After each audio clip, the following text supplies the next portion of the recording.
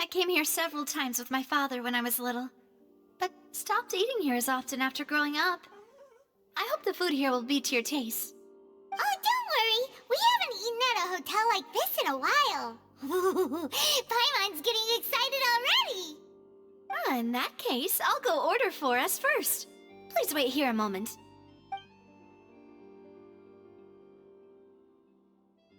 Ooh, everything looks so good.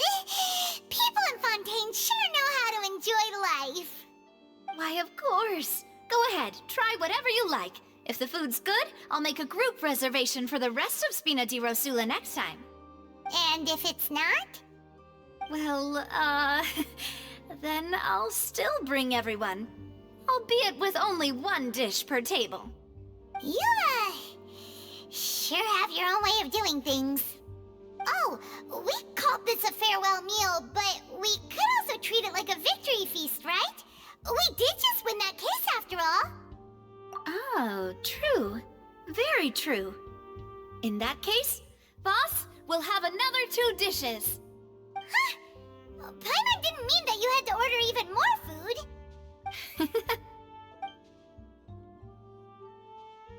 Speaking of cases, do you think that the mastermind behind the serial disappearances will get caught soon now that this has all happened? Well, we've certainly taken a big step forward, but I feel that's about it. We know that there's an organization that means to dissolve these young women, but we still don't know what they are really after. If it hadn't happened right in front of us, Paimon wouldn't have ever believed that a person could be dissolved like that. Right? Yet it was because this was such a preposterous notion that the investigation could never really move forward before. Ugh. If only that guy could have finished speaking! We were so close to hearing who was behind it. In such investigations, even the smallest step can seem like a yawning chasm if the trail of clues is cut off. To be honest, I don't have high hopes for any follow-up that the authorities might conduct. It's not that I don't have faith in their ability, it's just that a different perspective is required in some matters. It's easy to guard against and deceive a single narrow perspective. A shift in thinking is required at such times in order to produce a breakthrough. Which is exactly why the Spina di Rosula exists. Those highfalutin folk are not all-knowing. That's why we exist. To seep into the cracks where filth falls through, where their watch fails them. That's the kind of problems we solve. Seems Paimon thought things were simpler than they actually are. It's all right.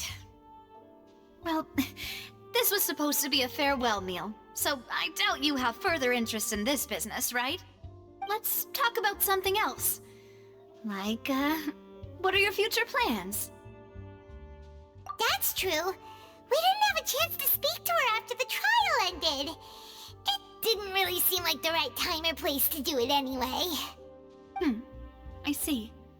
So, your primary objective, which has been foiled so far, was to have a chat with the Hydro Archon. I've heard that there's a long line of people waiting to meet Lady Farina.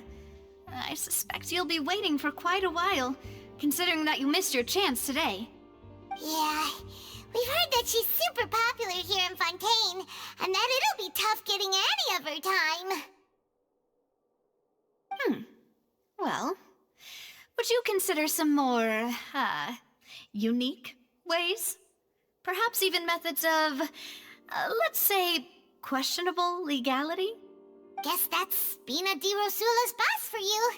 Chock full of sketchy ideas. Well, what did you have in mind? Well, one way would be to infiltrate a performance troupe at the Opera House, only to abandon your act at the play's climax and ask to speak to her after the performance. I'm sure Lady Farina would be eager to see the ending, and would agree in order to finish watching the play, don't you think? Could you suggest something a little more practical? This plan seems pretty hard to pull off. We'd have to go learn how to act, and acting's really hard. All right, here's another. Find a way to conceal yourselves under her bed, then wake her up in the dead of night and demand answers.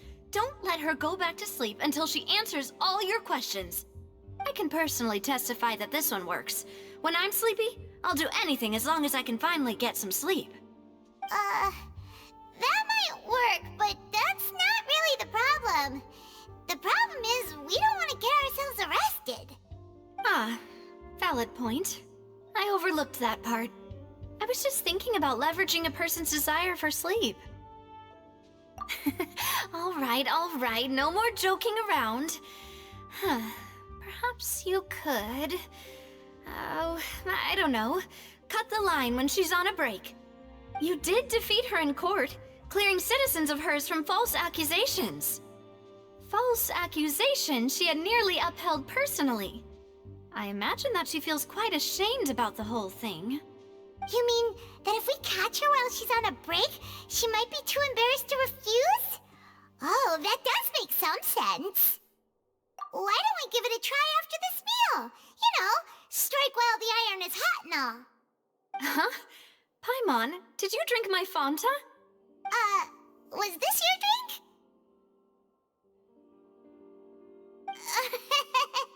Sorry about that. Paimon wasn't really paying attention and the cup was right next to Paimon. Would you like to order another? No, it's fine. We're just about done here. Alright. Honestly, Paimon wouldn't recommend Fanta anyway. It tastes kinda salty and icky. Is that so? Huh. Well, in that case, we'll have to blacklist the Fanta here then. If we're all finished eating, then I'll go pay. Yeah, we're stuffed. Thanks for the treat, Navia.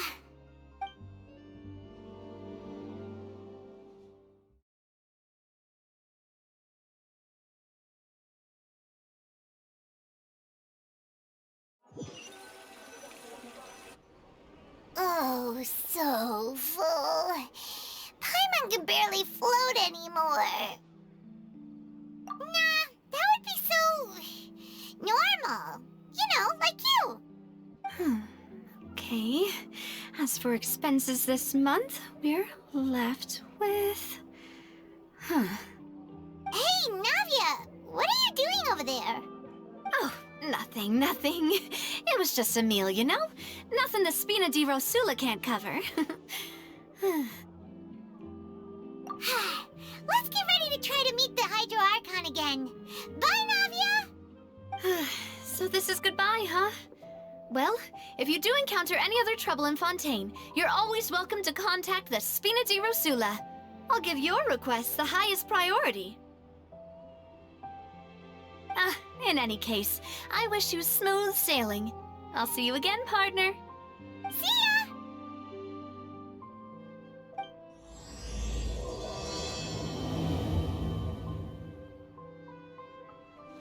There aren't many people around anymore. Looks like that boat we took to Araneas might have been the last one. Vache. Looks like we're back here again. Huh? Traveler? Are you hearing voices again? Ugh. That's kinda spooky. Are you sure we don't want to come back in the morning? Vache. Vache. Hey, why are you still walking towards it? There might be something nasty in the water. Huh? Hang on. Paimon can kinda hear a voice. It's calling for Vache, right? Hey, traveler? Stop walking! Come on, wake up!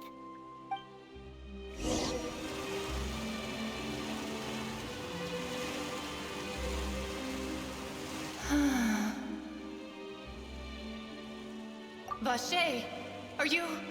my dear Vache? No, wait. You seem to be someone else. Do you know Vache? Do you know where my love is? Wait. Who am I? I'm very sorry. I fear I do not know. My memories feel like they have been washed away like a flood. So many fragments dissolved amidst the tide, never to be recovered. How much have I lost? How many things that I once held dear while on land have I since forgotten? Yes, that is what I was once. But now, I am but the consciousness of one who has lost their form.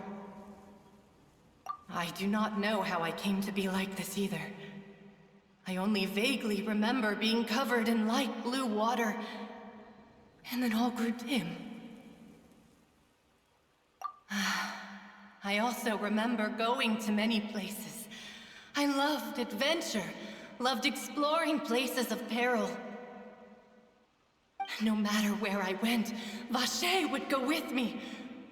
I knew how dearly he loved me, and I also loved him equally as much. But now, we can no longer go back. The pain of such parting, I never knew how heavy it could be. No, our reunion no longer has any meaning. There is no way for us to create any new memories. The thought of me gives him no succor, so let it lie forgotten beneath the waters. If you meet Vacher, tell him not to look for me. Tell him to move on. That is the only thing I still remember. Perhaps that is so. As I was submerged in the waters, losing consciousness, I saw Vacher above the surface. His eyes were filled with such sorrow, such longing. If only I could have comforted him, told him that I did not suffer. Indeed, I had felt a great warmth. Is that what you call it? Dissolving? If anything, I consider it a form of release. It was a state of neither fear nor frenzy, with only an endless peace, like the water's still surface. I could also liken it to being a thirsty person who drinks water for the first time, and only then sees how they have lived for so long in a world of endless want and anxiety. I think I hear your companion. It's time for you to go, I think. Farewell, then. I am glad that you were able to sense my presence. Remember, if you see Vacher, tell him not to seek me out any longer.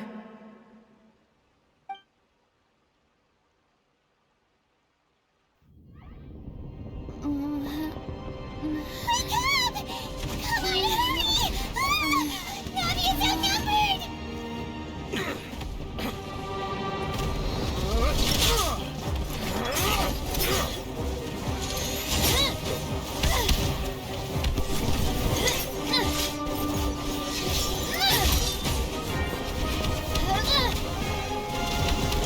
Look out!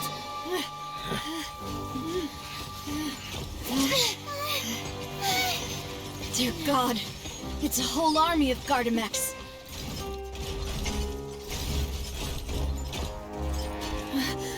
Chlorand?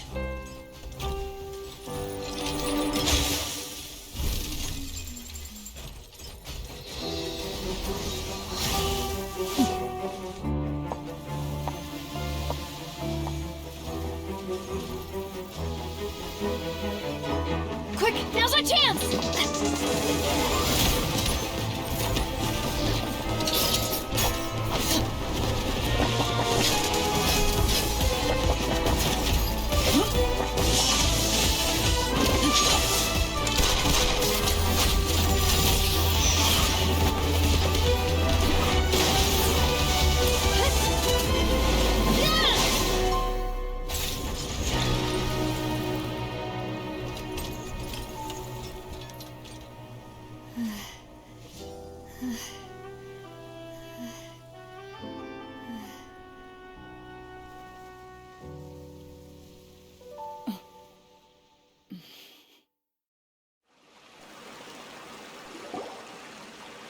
I should thank you for lending us your sword there, Chlorand. But I do so, could you explain how you managed to show up here? I followed you. It seemed to me that danger has followed you more closely as of late. I believe that following someone without their knowledge is actually called stalking, is it not? Mr. Callus's last wish was for me to ensure your safety, and I will not betray his trust. He would do the same, were he alive today. Do not speak of my father! Sorry, demoiselle. I was not strong enough. Thank you for your aid, Miss Clorand, but do keep an eye out for your manner of speech. I believe we all wish to avoid unnecessary emotional harm. Sorry, I did not consider your feelings. Whatever. What else do you know? How did you come to the conclusion that I'd be in grave danger? I doubt I know much more than you, but I believe that the mastermind behind the serial disappearances is very powerful. Your performance tonight will almost certainly attract their attention. I'm sure they've known about me. To be honest, I'm shocked it's taken them this long to act against me. And what about these Gardamex? I thought only those associated with the Maison Gardiennage could control them. None of these mecha have serial numbers. I was sure to check a moment ago. They are not the ones used by the authorities to enforce the law. I can only conclude that some powerful or wealthy party must have obtained them via illegal means, deploying them as a private force of sorts. What? Your point being that they're out of Spina di Rosula's league, then? Yes. Be careful, and do not act rashly. I will continue investigating no matter what. We will bring the truth to light. That's my father's true last wish. Regardless, thank you for your help today, Clorand. But if you get any ideas, tell me first. I don't much appreciate being followed. I do not think that they'll strike again anytime soon. So I shall stop following you. Good day, all.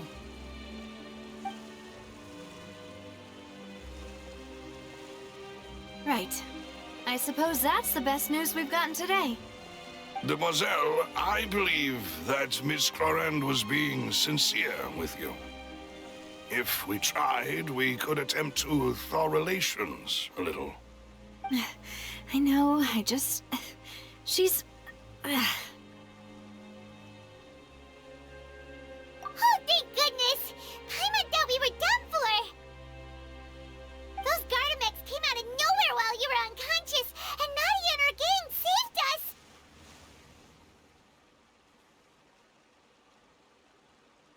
Oh, and there was that champion duelist named Clorand who came out to save us too! We got lucky there. Paimon probably couldn't have fought them off otherwise. Oh, come now. Forget all that polite talk. That wasn't really a farewell meal we had back there. Not for me, anyway. In truth, I hope that every meal we have together shall be a victory feast. As such, we're still partners. There's no need to thank me. It will take 50 years for me to match Demoiselle's magnanimity. If it were me, I would have joined the Spina di Rosula on account of her goodwill long ago. All right, you two. That's enough. Actually, Navia, how did you know that we were in danger? You sure did show up in the nick of time. Well, to be honest, you're the one who tipped us off, Paimon. Huh? Really? Paimon contributed somehow? Oh, Paimon's even more amazing than she thought! Yes, all thanks to you grabbing my drink by mistake. How did that help? After we parted ways, I was on the way back to one of our bases when I suddenly thought of what you said. That the Fonta tasted kind of salty and icky. Fonta only comes in sweet flavors, so how could it have tasted salty? The color of the drink, if I recall, had also been a bit off. So the Fonta had been spiked with water from the primordial sea? Yes. So, if you hadn't drunk that cup for me... Spina di Rosula is preparing the grandest of awards for you as we speak for saving the boss. Huh? Really? I sent people to Hotel de Boer to investigate, but whoever did this left no trace at all. That's when I figured out that you might be in danger, and hurried here as quickly as I could. But why would they go after us too? All we did was defend Lydia in court and help clear his name. Ugh, now we're caught up in this mess too, aren't we? Well, you did foil a plan that they were probably pretty proud of, and almost got their name in the process. Speaking of which, did anything strange happen when you drank the primordial seawater? Well, it can't be coincidence that the traveler fainted just now. She said that she heard that voice calling for Vache again. Oh, and this time Paimon heard it too, but it was real faint. Does this situation have to do with the primordial seawater then? Does that mean the primordial seawater raises someone's sensitivity to hydro when it's used on people who are not from Fontaine? That doesn't sound like too much of a bad thing, to be honest. New intel? While you were out cold? Well, let's hear it, shall we?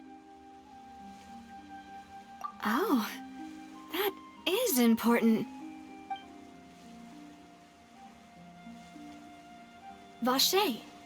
That name doesn't ring a bell. I suppose he hasn't stepped forward as a witness in court lately.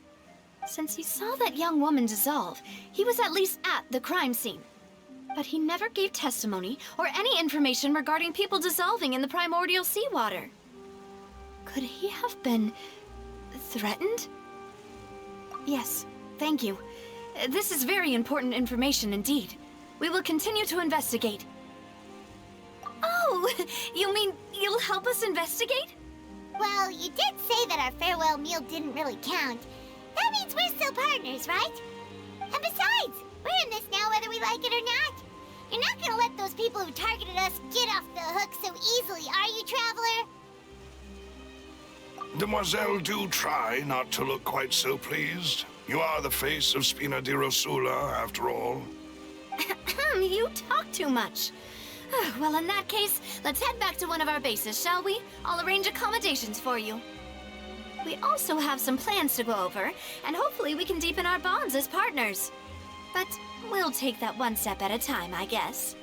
Don't worry, you two. With us around, our base is definitely secure. It's right up ahead, but let's make sure we weren't followed first.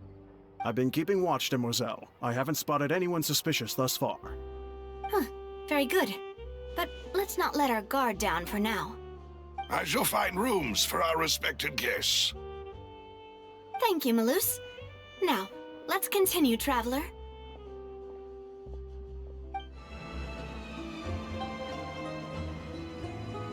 So, this is your base?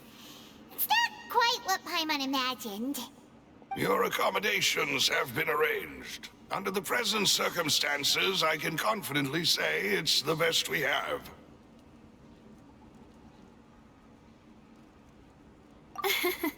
Well, our funds have been a little tight lately. After all, we don't allow illegal or unethical profiteering. In fact, our funds often come from citizenry who support us. Seems like it's tough times for everyone. But if you have the support of the people, that does sound like it's worth it. To be honest, our financial situation was a lot better back when my father was in charge a few years ago. I'm afraid I'm not quite his equal. Your father... he was the previous boss of Spina di Rosula, right? How did he... Demoiselle, if you'll allow me to explain. No. I'll explain it myself.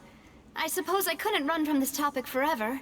And as partners, this is something I hope they can understand. My father's name is Callus. Yes, the same one they call Callus the Unfaithful in the streets. 3 years ago, he was accused of murdering his own friend. But he chose a duel to defend his honor instead of standing trial. He died in the duelist's ring. Oh no. But I do not believe my father was a murderer. I'm sure he was set up.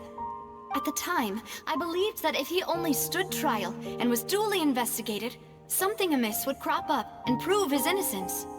But strangely, he not only requested the duel himself, but rumor has it, that even after being seriously injured, to the point where he could be deemed as having lost the duel, he refused to surrender, determined to die in the arena.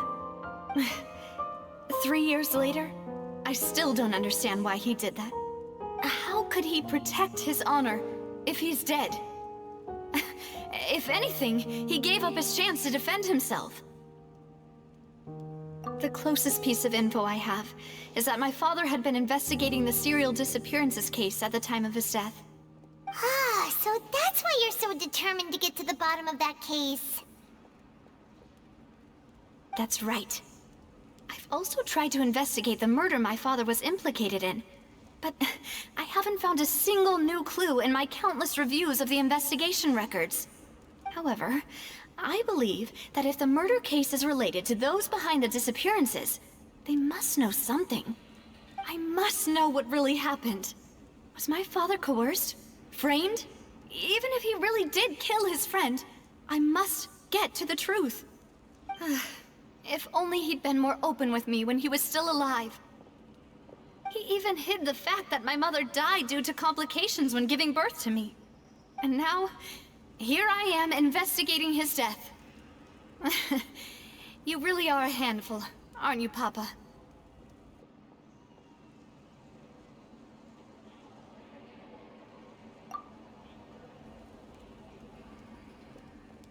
Demoiselle, please, if there is anything I can do, anything at all. I also will never believe that Master Callus murdered anyone. There are none whom I respect more than the two of you, Demoiselle. Master Callus did so much good in life, yet all it took was one murder case for him to be dubbed Callus the Unfaithful. Even our supporters decreased greatly due to that incident, hence our strained finances at present. Wait, if Callus was such a good man, wouldn't people at least be a little suspicious when he was accused? No. Perhaps people just revel in that kind of drama. It's not something exclusive to people from Fontaine, really. Everyone's like that. People love watching the evil turn over a new leaf, but they also enjoy watching good people fall into an abyss from one slip-up just as much. But how could... Never mind. If Callus was really falsely accused, we have to find the truth. He didn't deserve to have that happen to him. And there is one other thing. Master Callus's opponent in the duel was Ms. Clorand. Oh, her?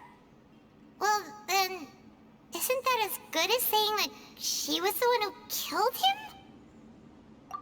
Yeah, that's not the sort of thing that you can just let go and move on from. Ms. Clorand has always placed great emphasis on the honorable nature of the duel. If her opponent doesn't yield, she will not stop either.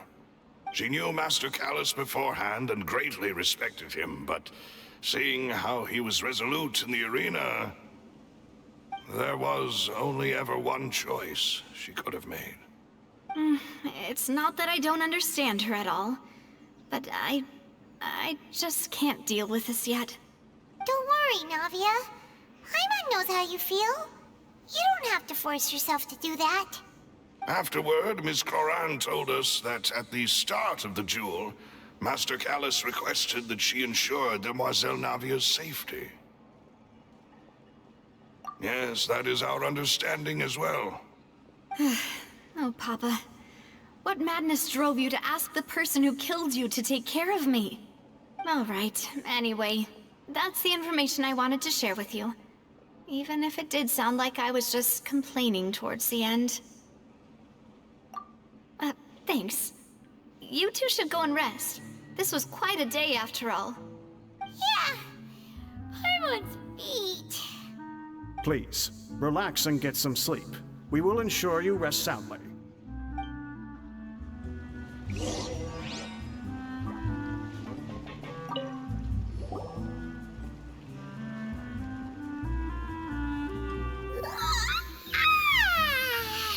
Paimon slept so well. This place feels almost too safe. Huh? Navia? Where did the other two go? I sent them back to Poisson. It's Spina de Rosula's place of origin, and where we have our headquarters. There's not much for them to do here at the moment. Paimon gets the feeling that you're just trying to get them off your back. But never mind that. When did you get back? Were you waiting here the whole time? No, I just returned after going out for a while. I did some investigating yesterday regarding the name Vache. Wait, so you didn't sleep at all? How could I after having such critical new evidence appear? Guess Paimon wasn't speaking for everyone just now, huh? Unfortunately, this name seems to have been wiped from existence. It doesn't seem to have a match anywhere. I suspect that those behind this have already taken steps to hinder an investigation from this angle. But that does prove that this Vache person is a key witness in the incident. Does that mean we're too late, though? No. There is one ray of hope. One place in Fontaine that they would find almost impossible to threaten, no matter how much they wanted to. And that is the archives kept by Chief Justice Neuvillette. A place where detailed files on all the cases in recent years are kept. If the Oceanette you met is one of the young women who went missing recently, we should be able to find some related information there. So Neuvillette maintains an archive of case files? Whew, guess that's the hard-working Chief Justice for you. In that case, let's go talk to him, shall we? Aren't you coming along, Navia? Did you get tired? No, it's nothing. Let's go see the Honorable Chief Justice.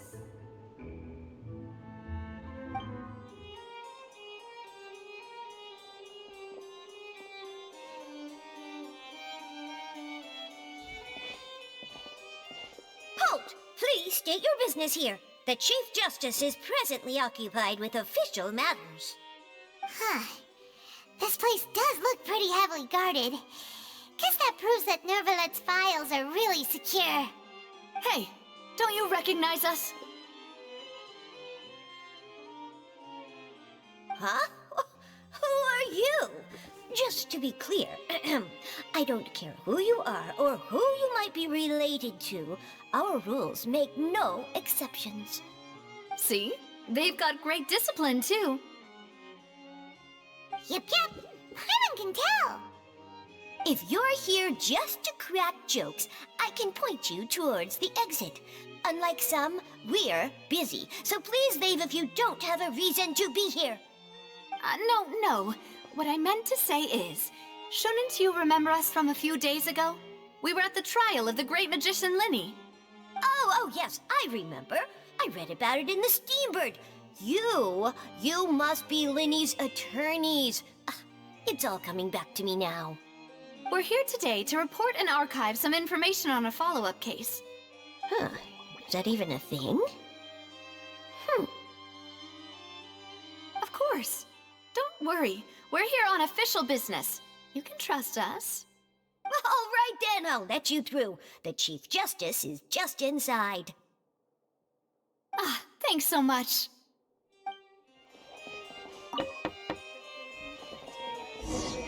Please come in.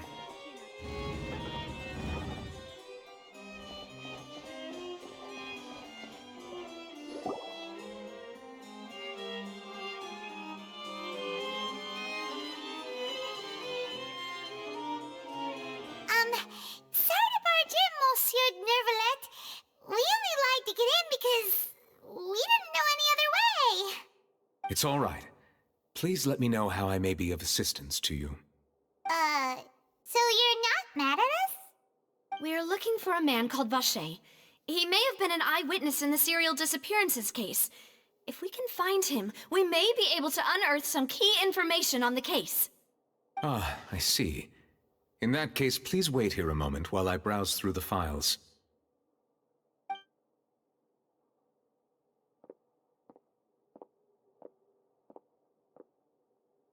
Who knew that Neuvillette would be so easy to talk to?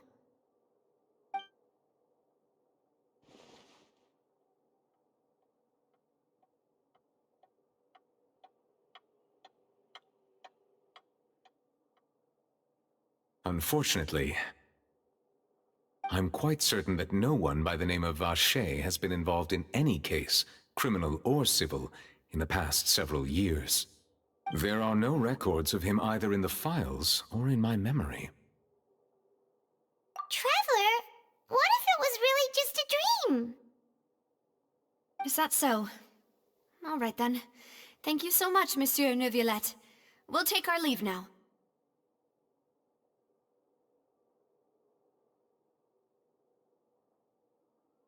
Ahem.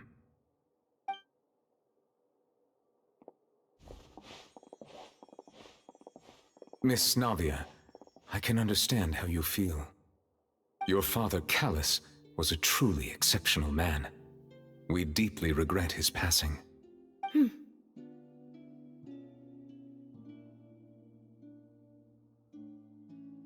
And what are you trying to say, Monsieur Neuvillette? Are you trying to console me? Extend your sympathy? Or just express some tendril of regret? No. You are not trying to do any of that. I can hear it in your voice. There's no emotion behind your words. You only said those things because you felt like you should.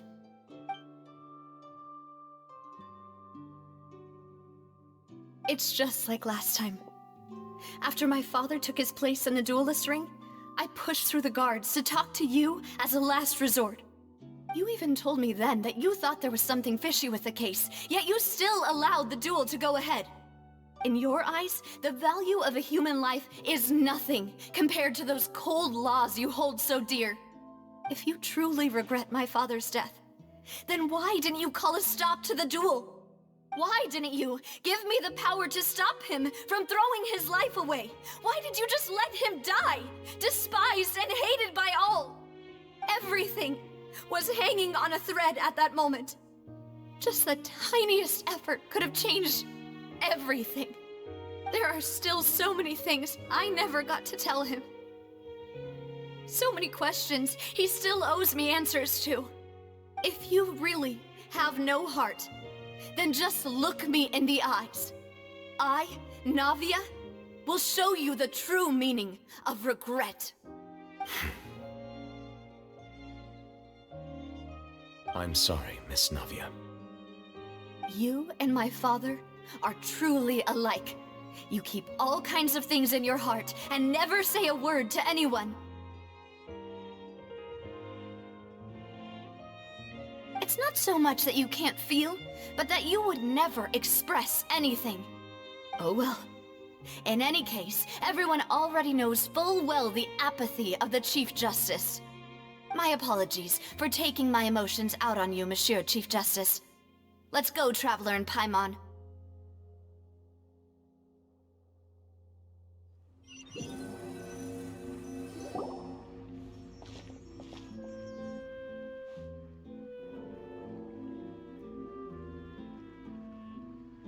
Navia, are you okay? I'm fine. Rain. It's raining. You're right. Wasn't it still sunny when we went into the building? And there shouldn't be any active trials today. How strange. Now that I think of it, on the day my father was convicted of murder, it was also raining. What is it? Did you think of something? Yeah, he was outside. It was uncovered and the rain could fall there. Why? Do you think the rain could have affected the crime scene? That thought has occurred to us before. We've even expanded the search area to try to account for that, but didn't find anything of value. Oh? Wait. You don't mean... So you're saying that the true murderer could have been turned into water and then got washed away with the rain? Yeah, and if that's what had happened, then no one would have believed your dad, even if he explained what he saw to the authorities. I really think I found a true genius for a partner. You're completely right. How did I not connect the dots earlier? All right, let's go to Poisson. With this new lead in mind, we'll get to the bottom of my father's case for sure. Yeah, we're gonna make progress for sure this time! Do you want to go with me now? Or do you want to head over by yourself later?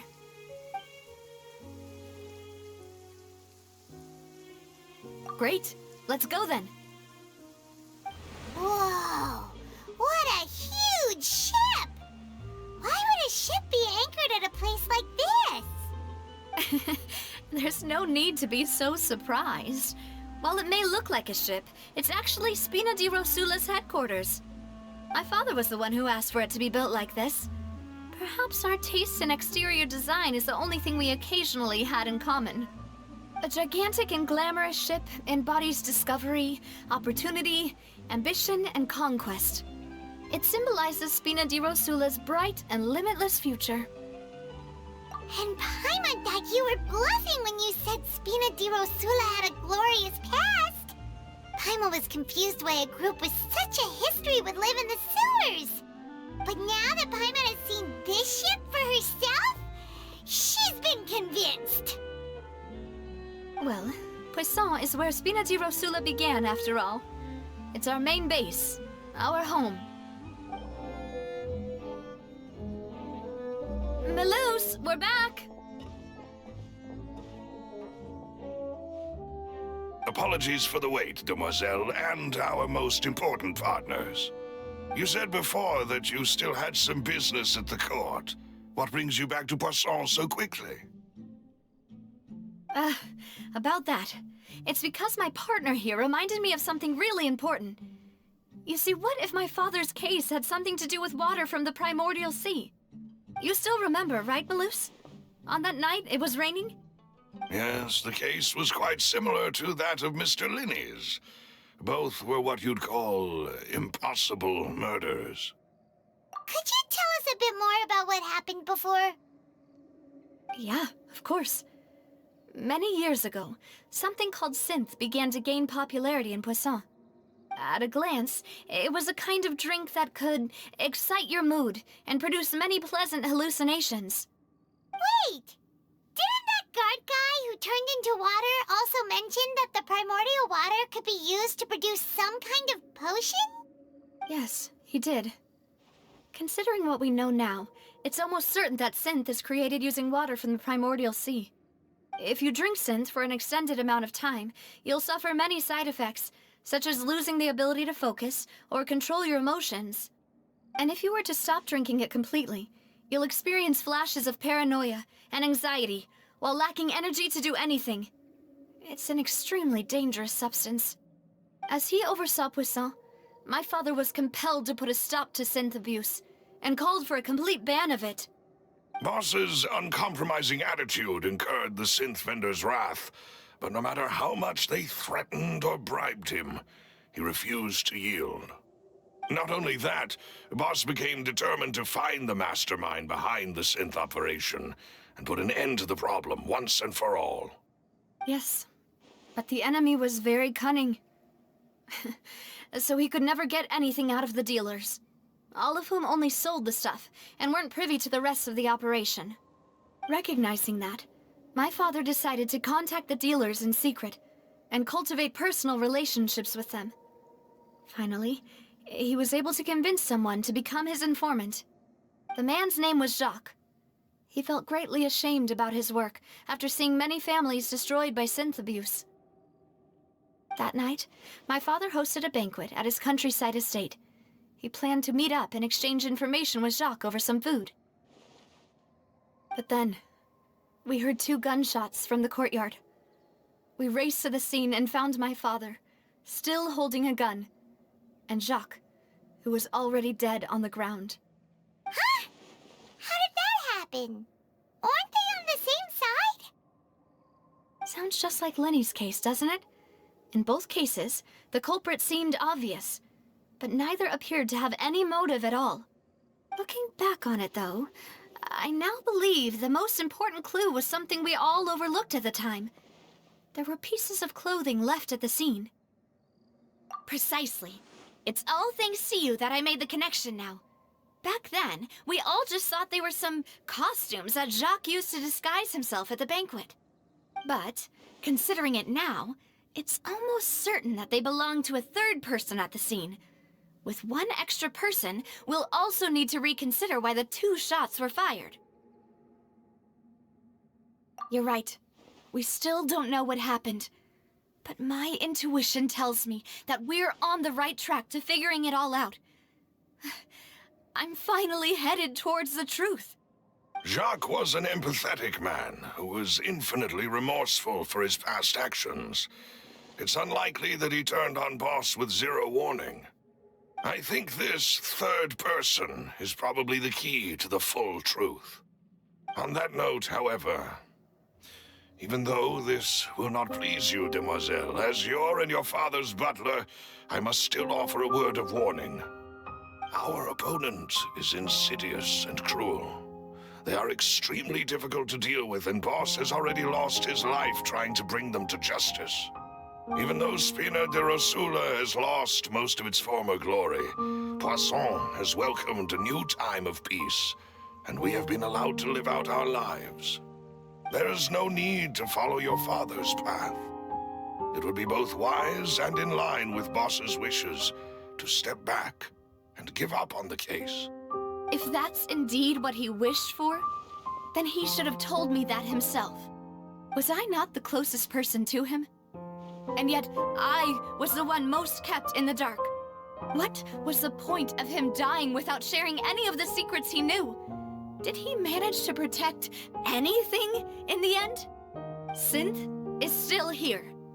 Callus the Unfaithful is still his epithet. And Spina di Rosula is barely getting by. Nothing has changed. Did he think I'd just accept his meaningless death and live out my life just as meaninglessly? I've never accepted that, ever. Not since that day, and certainly not now. I want to find out the real answer for everyone's sake. For the missing girls, for the victims, and for myself. Navia. This is indeed the best moment to act. Your partner appears to be quite reliable, and more importantly, demoiselle, I think you're also ready to take this on. So you do know something else, Malouse? Yes, I do. In fact, even before that banquet, Boss already knew of the connection between Synth and the serial disappearances case. But what drove all the tensions to the boiling point was the revelation that you, demoiselle, had been selected as the next target to disappear. What? Boss also didn't tell you that he had been diagnosed with a rare illness. The doctors told him that he had no more than 5 years left to live. And the serial disappearances case caused him great anxiety. 5 years was nowhere near enough time to resolve this long-standing conflict. But once he passed away, all the danger would pass on to you. Knowing all of this, he decided to use one final intimidation tactic before his death.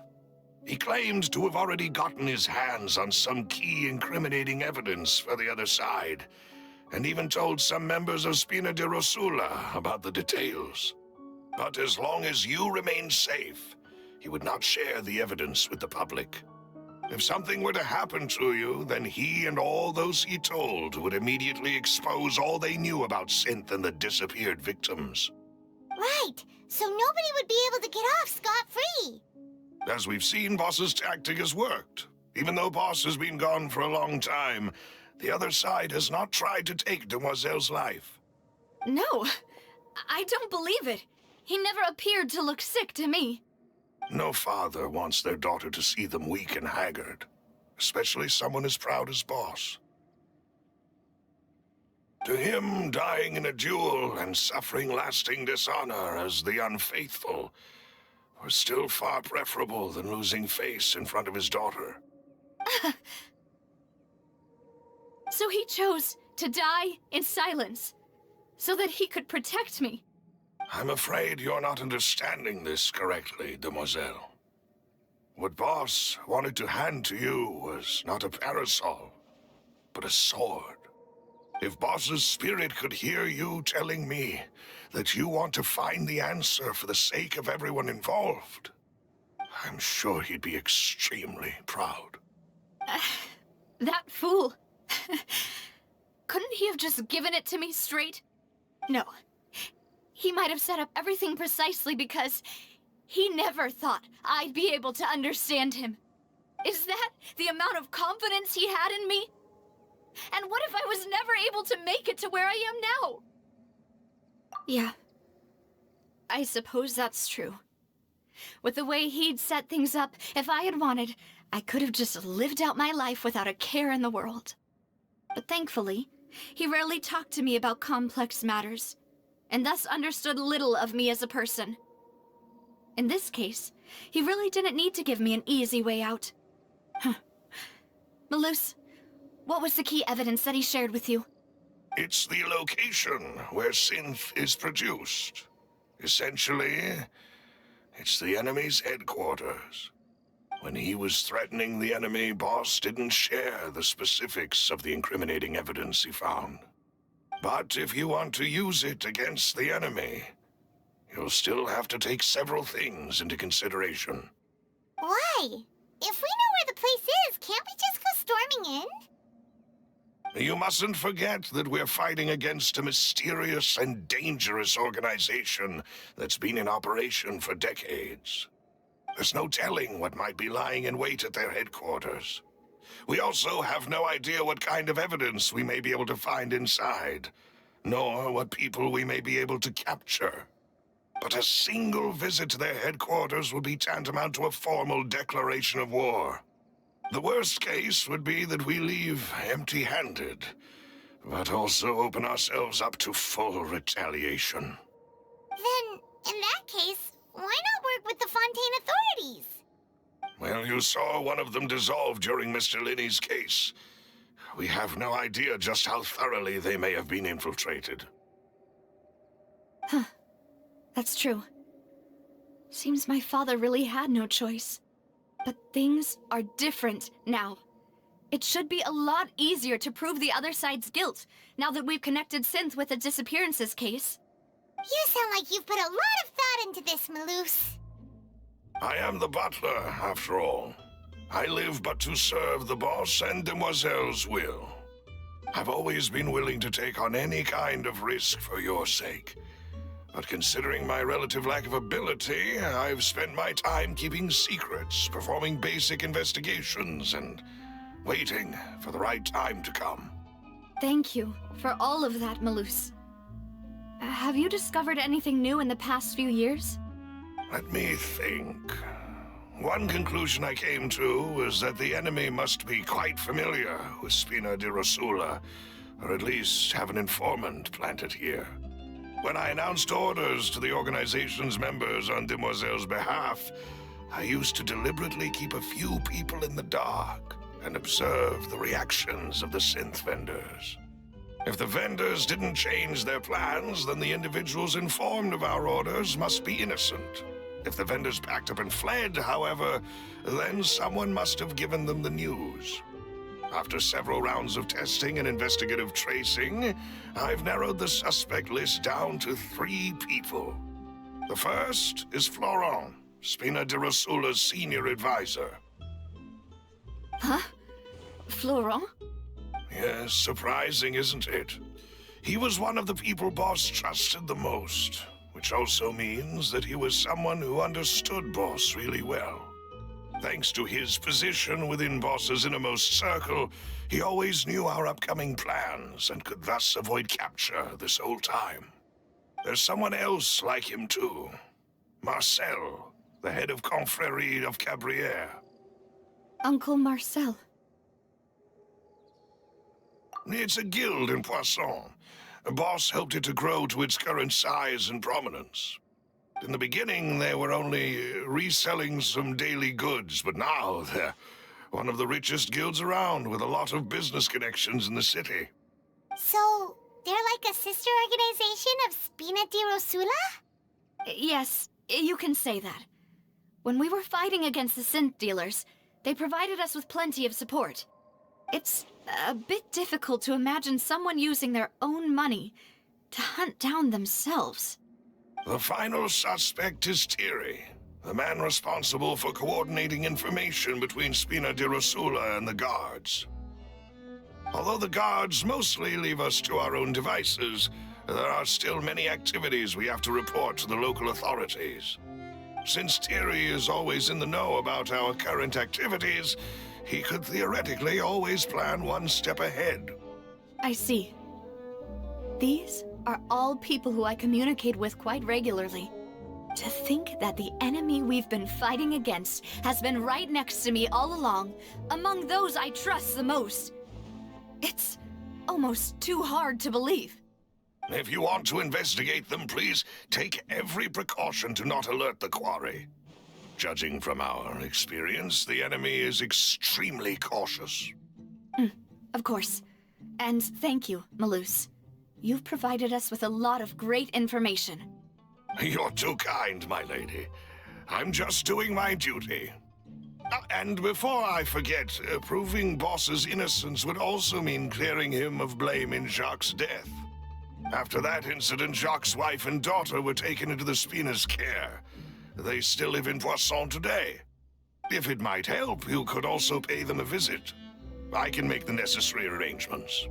Oh, thank you so much, Malus. You really are the best. A new case awaits, my dear partner.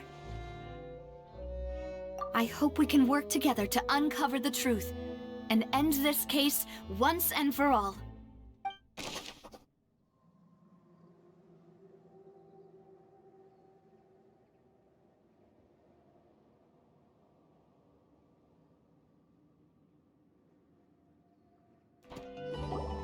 It is settled, then. Please excuse me, and enjoy your conversation at your leisure. Thank you for arranging everything for us, Malus. Excuse me, miss. Do you need anything from us? Oh, Hey, Navia's all quiet. This isn't like her at all. I'm sorry that I only came to visit after all this time. After what happened, I didn't know how I was supposed to face the two of you. Ah, if it's about that, there's no need to apologize. After my husband died, Spina di Rosula sent us a lot of mora and support. I understood your guilt and apology to be genuine. But aren't all of those things nothing compared to the loss of Jacques? I can understand the kind of pain that comes with losing a father so needlessly. You don't understand at all. I didn't know how to face you, because I didn't know what I could possibly bring as a consolation gift. I know only the full truth could bring closure to you, and to all of us. I'm sorry. I appreciate the sentiment, but you don't have to carry all that guilt. On the matter regarding my husband, my daughter and I have more or less found our answer already. Would you mind sharing it with me?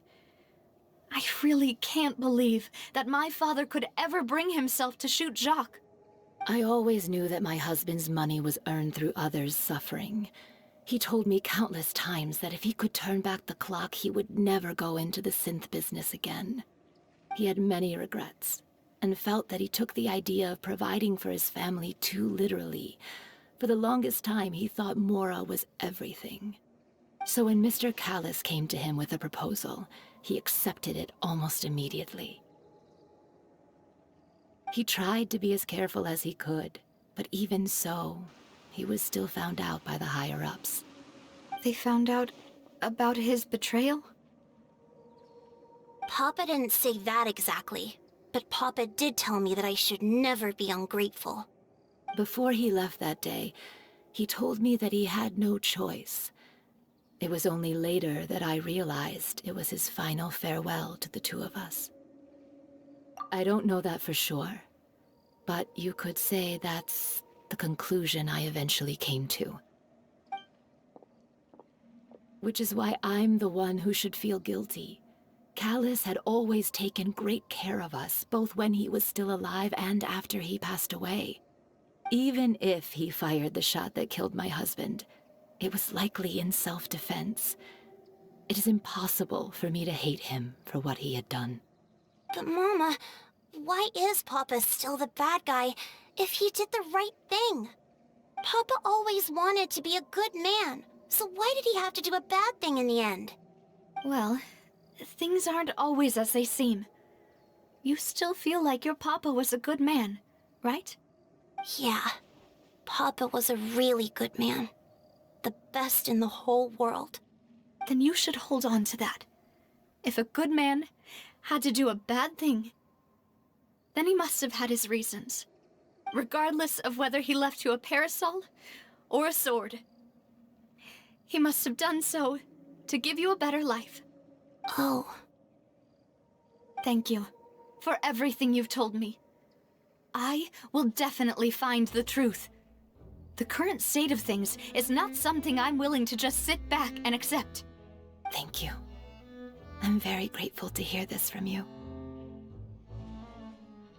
Even though your personality is quite different from your father's, your determination when you speak is really similar. You really think so? That's the first time anyone said that to me.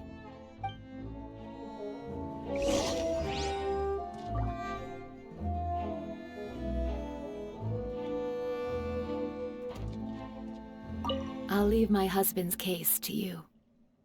Thank you, Miss Spina, and Miss Spina's friend.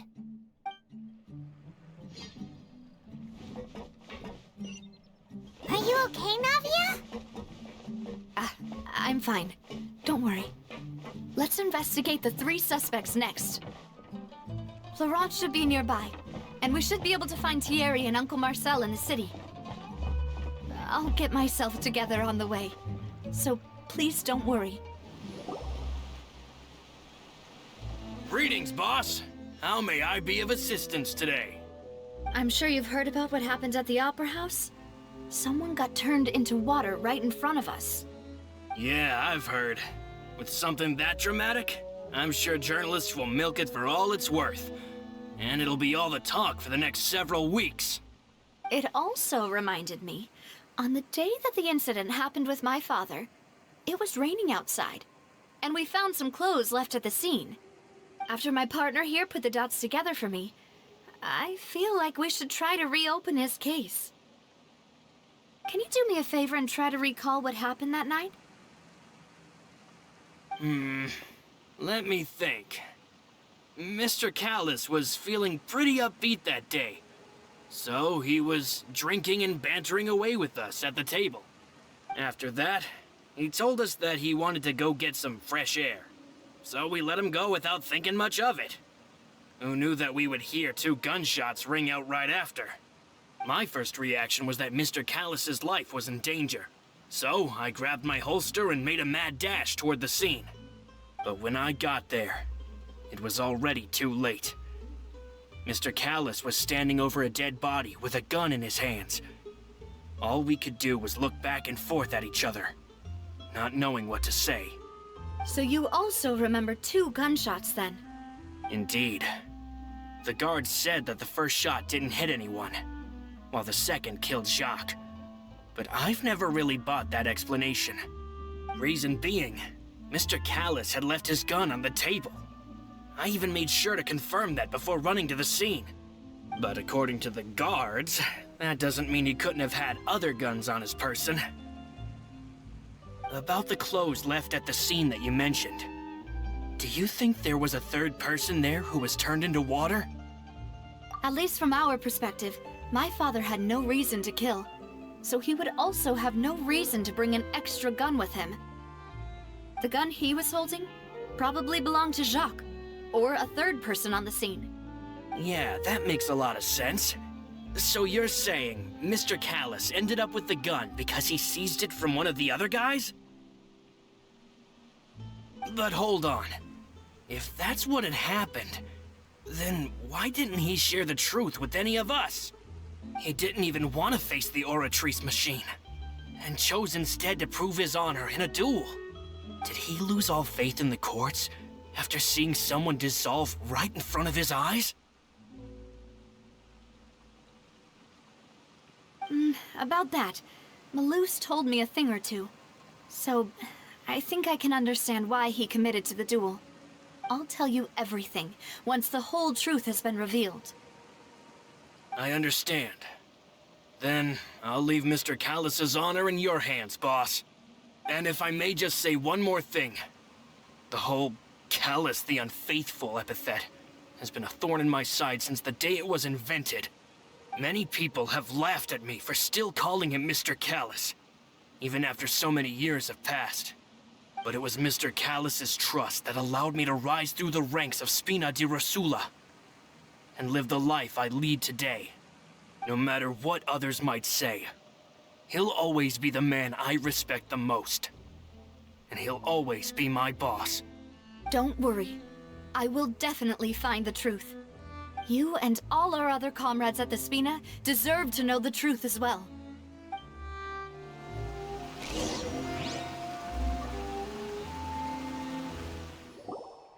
Hey, Thierry! It's me!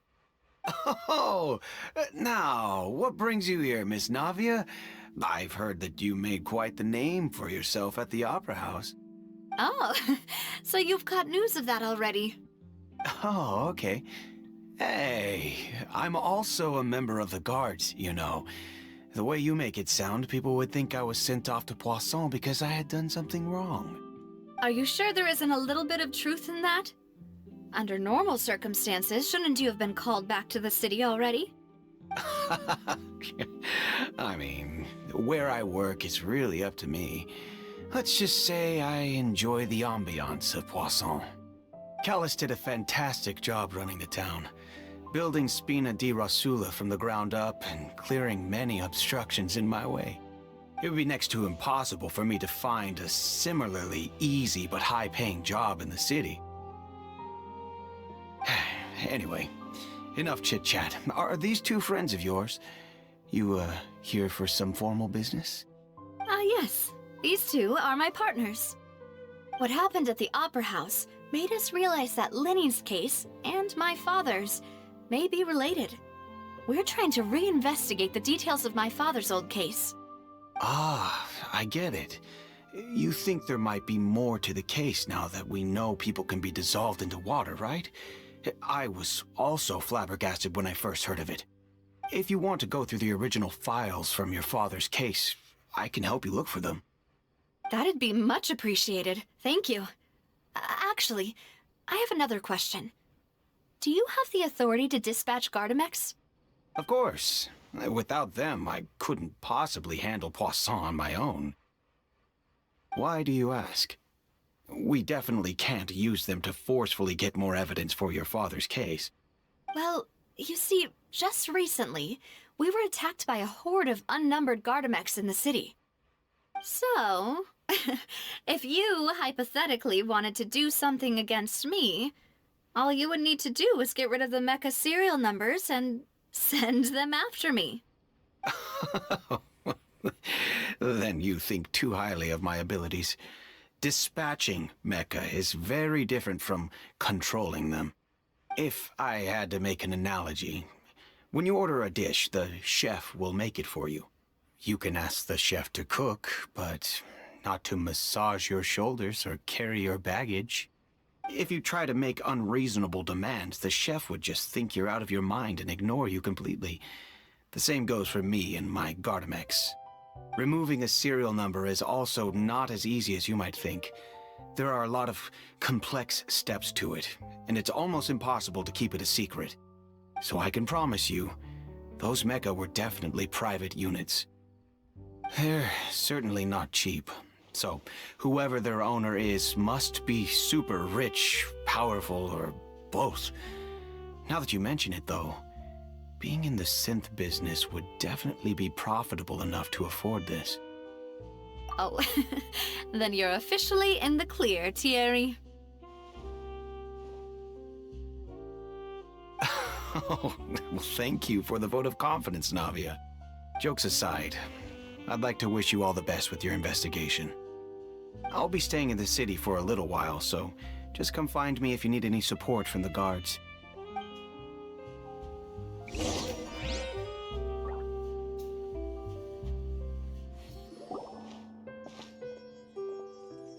Hello. How may I help you? I'm here to see Marcel. Could you please let him know? You can just say Navia's looking for him. Sure. I will let him know right away.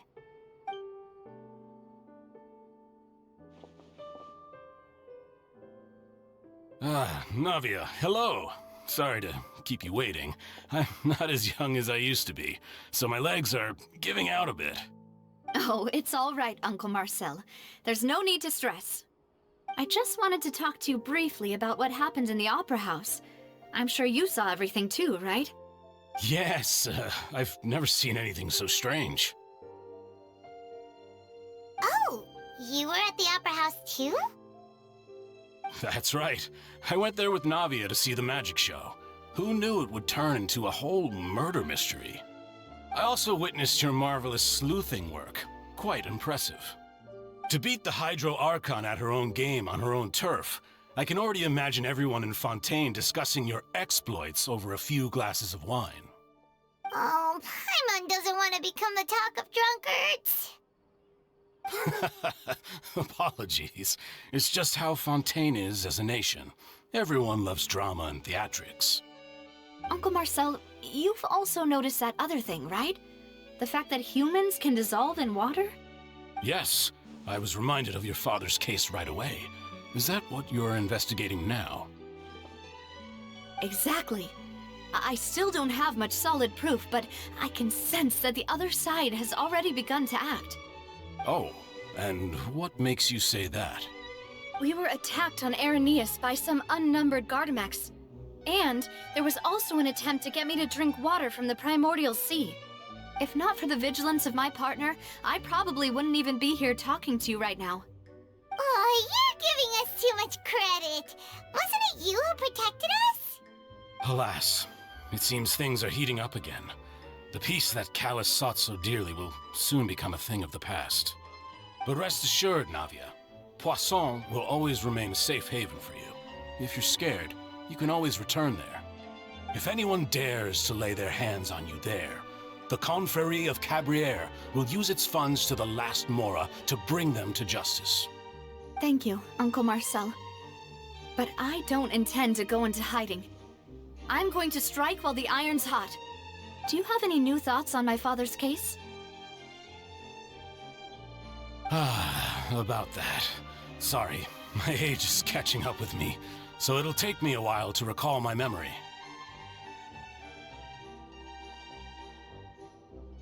The Confrérie was responsible for that banquet, so I was out and about the whole time making sure things were running smoothly. I didn't even have the time to drink with the guests. Then I heard the sound of a gunshot, and the rest was history. Oh, it's okay. No need to push yourself. We'll ask around some more, see if there are any valuable clues elsewhere. Sounds good. Just let me know if you ever need Mora. All my wealth comes from Callus's patronage and support. I'll spend however much it takes to clear his name.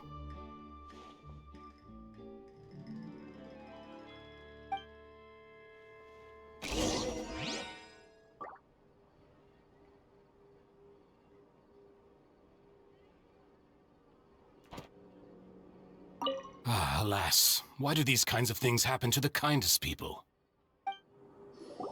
We've talked to all three suspects, purely based on their conversations with me.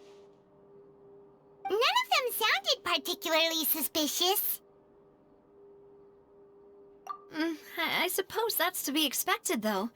If a single conversation's all that's needed to find them out, then my father wouldn't have needed to investigate the case for so many years. Anyway, even though we didn't make a breakthrough, let's still compile what we were able to find. But where should we start? Ah, you're right! Flora mentioned that Callus probably only ended up with the gun because of circumstance. That makes sense. According to Jacques' family members, he he already told them that he had been discovered, and that he had no choice before he left home that day. If I had to guess, he probably received an order from the synth boss to kill my father. Had he refused, he and his family's lives would have been forfeit. So, Jacques fired the first shot?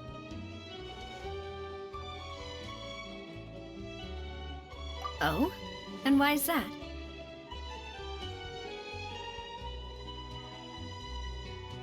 Ooh, that's a good point. Jacques probably already knew that he was just being used as a tool for murder. And once he had completed his mission, he'd be of no more use to his boss. Huh. So, what would make more sense from his perspective would be to turn his back on the Order and seek protection from my father. Makes sense. But without evidence, that's still just a theory. Besides Jacques, the attack from the Gardamex has been bothering me quite a bit as well.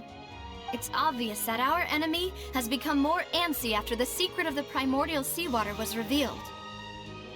Do you think he knew, even then, that we'd follow this lead to the end? Given everything that's happened since, it's quite possible. But who among the 3 suspects would have the ability to control privately owned Gardamex? Uncle Marcel? My father did really trust him. And they worked together on a large number of projects. Maybe that's how he got to know Jacques. And with funds from the Confrérie, he could also afford a large number of Gardamex. It's still really hard for me to imagine, though. After all, Uncle Marcel has been around since I was just a child. Also, wouldn't this mean he has been spending a whole lot of mora and energy to fight his own synth business? Thierry, you say? Huh. It is possible that he's figured out a way to convert the Gardamex for personal use. But I didn't feel like he was lying when he was talking to us about the mecha. I also don't think he'd be able to keep that kind of tampering under wraps. Yeah, had he actually tampered with the mecha, we'd be able to prove it with a simple check of the guard's inventory. If the mecha were taken from the guards, it should be pretty easy to find out when and how that happened. Florent? It is true that he was closest to my father, and thus had the best chance of learning about his dealings with Jacques. But as Spina di Rosula's advisor, his work mostly deals with personnel and security, so he shouldn't have much means when it comes to finances. So you're saying he's too broke to afford a mecha army? Exactly. He can't. And even if he could, I don't think he would be able to dispatch a whole group so quickly. Who could it be?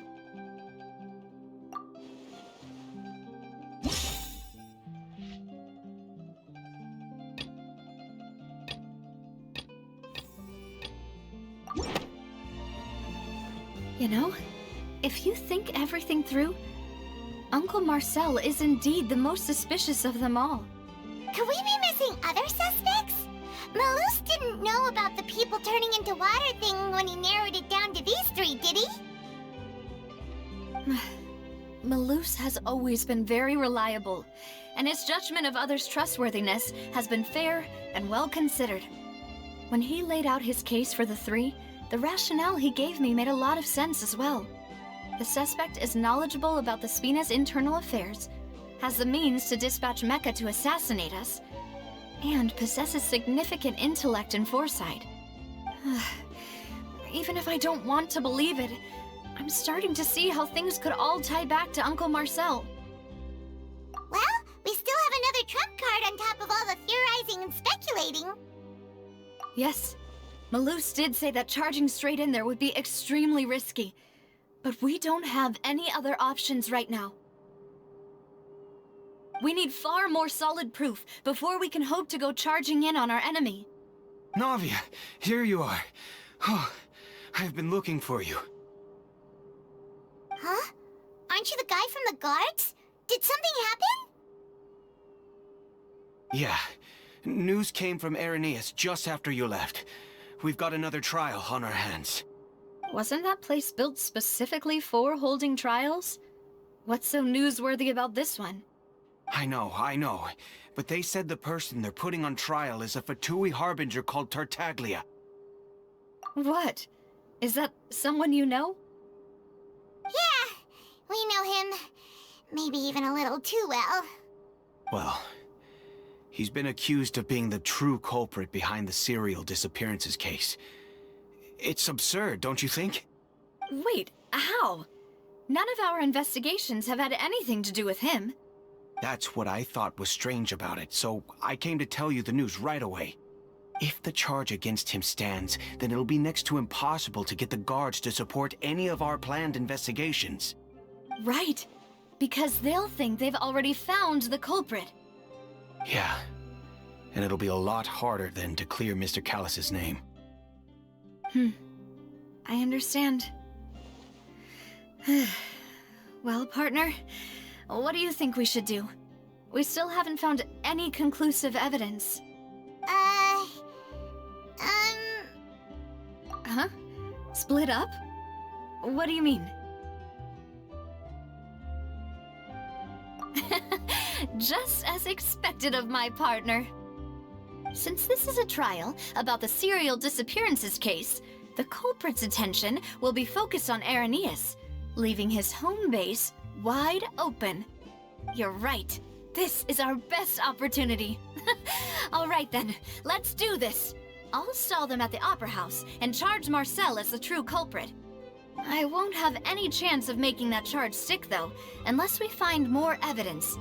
It'll be up to you to make it back in time and hand the decisive evidence to me. We'll help you, just like you helped us in Lenny's trial. Demoiselle, please allow us to accompany you. I'm ready. Ah, Malou, Silver.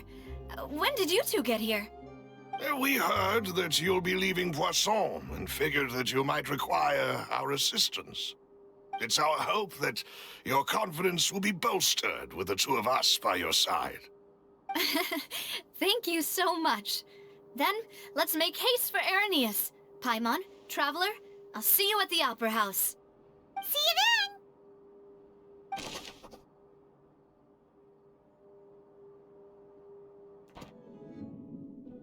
Finally found it! Huh. So this is the entrance that leads to the synth production base. It sure doesn't seem out of the ordinary at all. Ah, you're right. An important place like this is bound to have a ton of protective measures and mechanisms. Navia's probably arguing up a storm right now to stall for us.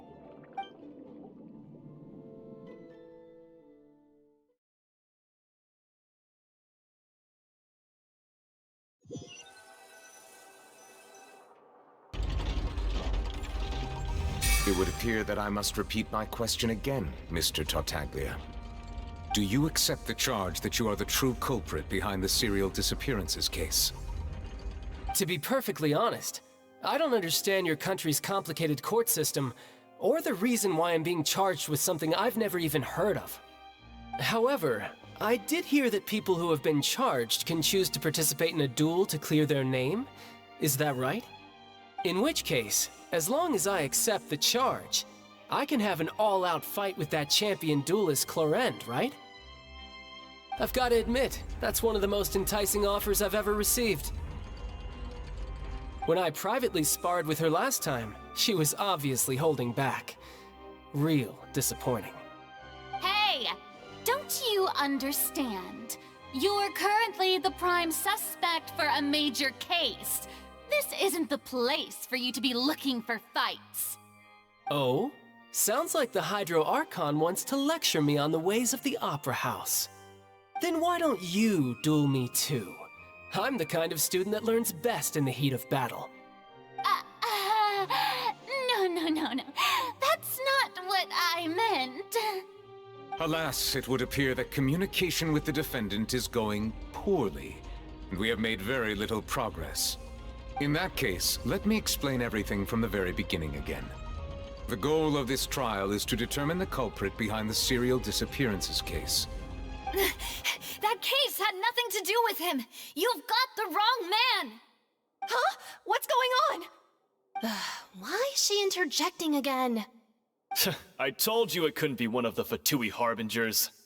Miss Navia, this is the second time you've interrupted the court proceedings.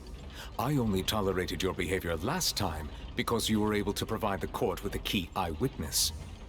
But that was an exception rather than standard court protocol. I can very well charge you with contempt of court for your interjections. Oh, please. Did you ever think I had any respect for this place's pointless theatrics? We can put that discussion aside for now. I'm not here to argue with you. I'm here to charge the true culprit behind the serial disappearances case. And if my charges prove true, then Tartaglia here will be proven innocent by default, correct? Oh, a young lady has charged in and offered to clear my name. How fascinating. Well, I'd gotten half bored to death by all these rules and procedures anyway, so I'll take you up on that offer. So, Your Honor, is there nothing else for me to do now? You may take a seat for now in the audience, but that doesn't mean the suspicions against you have been lifted. Now then, Miss Navia, who is the person you would like to charge instead? That person is...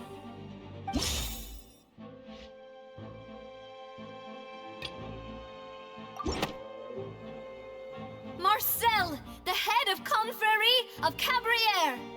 Huh? What confrérie? Never heard of them in my life. I've heard of them, but weren't they Spina di Rosula's sister organization? Oh, is this going to be a friends to enemies type situation? Please let me remind you, Miss Navia, that charging someone is an incredibly serious matter. Committing to the charge also means taking on the legal responsibilities associated with it. And if the charge fails, depending on the circumstances, you may also be charged with the crime of making a false accusation. Knowing this, do you still wish to charge this man? Yes, I do. In that case, I declare the charge to be valid. Miss Navia and attorneys, please take your places on the court. Members of the guards, please contact Mr. Marcel right away so that he may stand trial.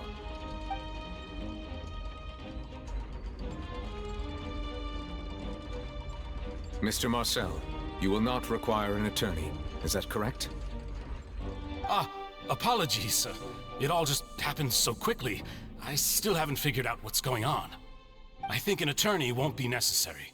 This is probably just a misunderstanding between me and Navia. Very well. In that case, since both sides have now arrived, Miss Navia, please present your charges.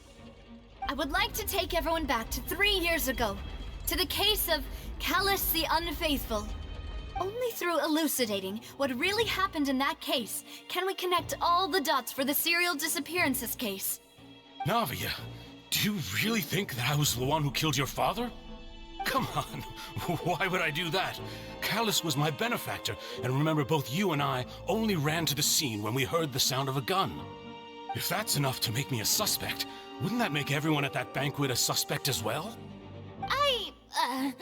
I think there's no point in getting into the specifics right now. The audience doesn't even have the big picture yet. Even I'm struggling to remember some details of that case. Exactly correct, Your Honor. I must refresh everyone's memory about that case before I can explain my charge and reasoning. I see. In which case, I will recount the findings about that case as originally recorded by Maison Gardiennage.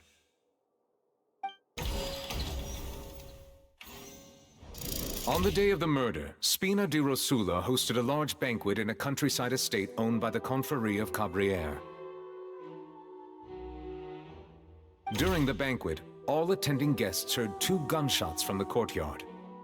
When the guests arrived at the scene, they found the primary suspect, Callus, holding a gun, while his acquaintance, Jacques, lay dead from a gunshot wound. The guards' investigation did not recover any other firearms from the scene. As a result, they concluded that the suspect's first shot must have missed, while the second must have taken Jacques' life. The suspect did not dispute this conclusion, and also declined to defend himself in court. Instead, he chose to prove his innocence through a duel. Callus was defeated by champion duelist Clorand in the ensuing duel, and soon succumbed to the injuries. These are the known facts about the case.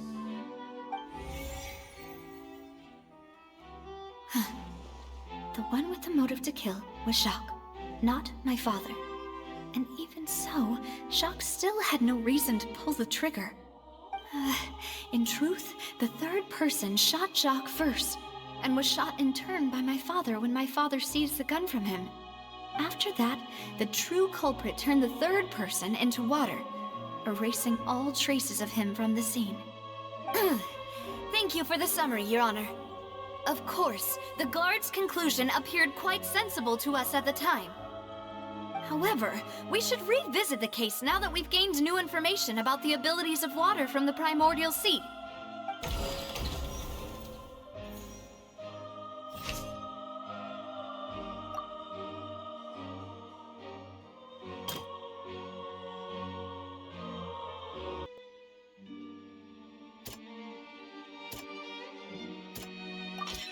The testimony of the victim's family confirms that Jacques had thoughts of assassinating Callus when he set out for the banquet. However, in the end, he reconsidered, and instead shared everything with Callus, hoping to seek the latter's protection. Unfortunately for Jacques, the true culprit had already considered this possibility, and had sent out another assassin.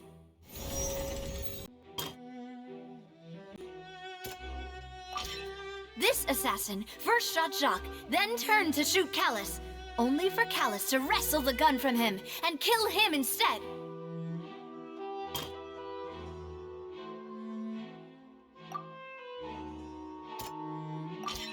A pile of clothing was found at the scene. The guards once believed they were used by Jacques as a costume to disguise himself. But now, it is clear that the clothes were proof that there was a third person at the scene, and that they were turned into water after committing the murder. Since it was raining that day, the culprit was confident that they could use the rain to wash away all traces of their dissolved accomplice.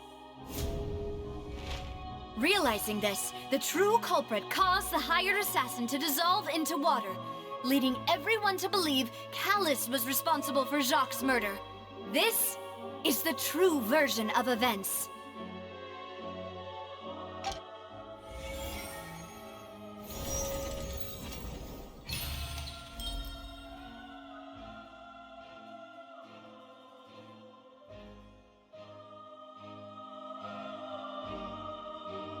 So that's what happened.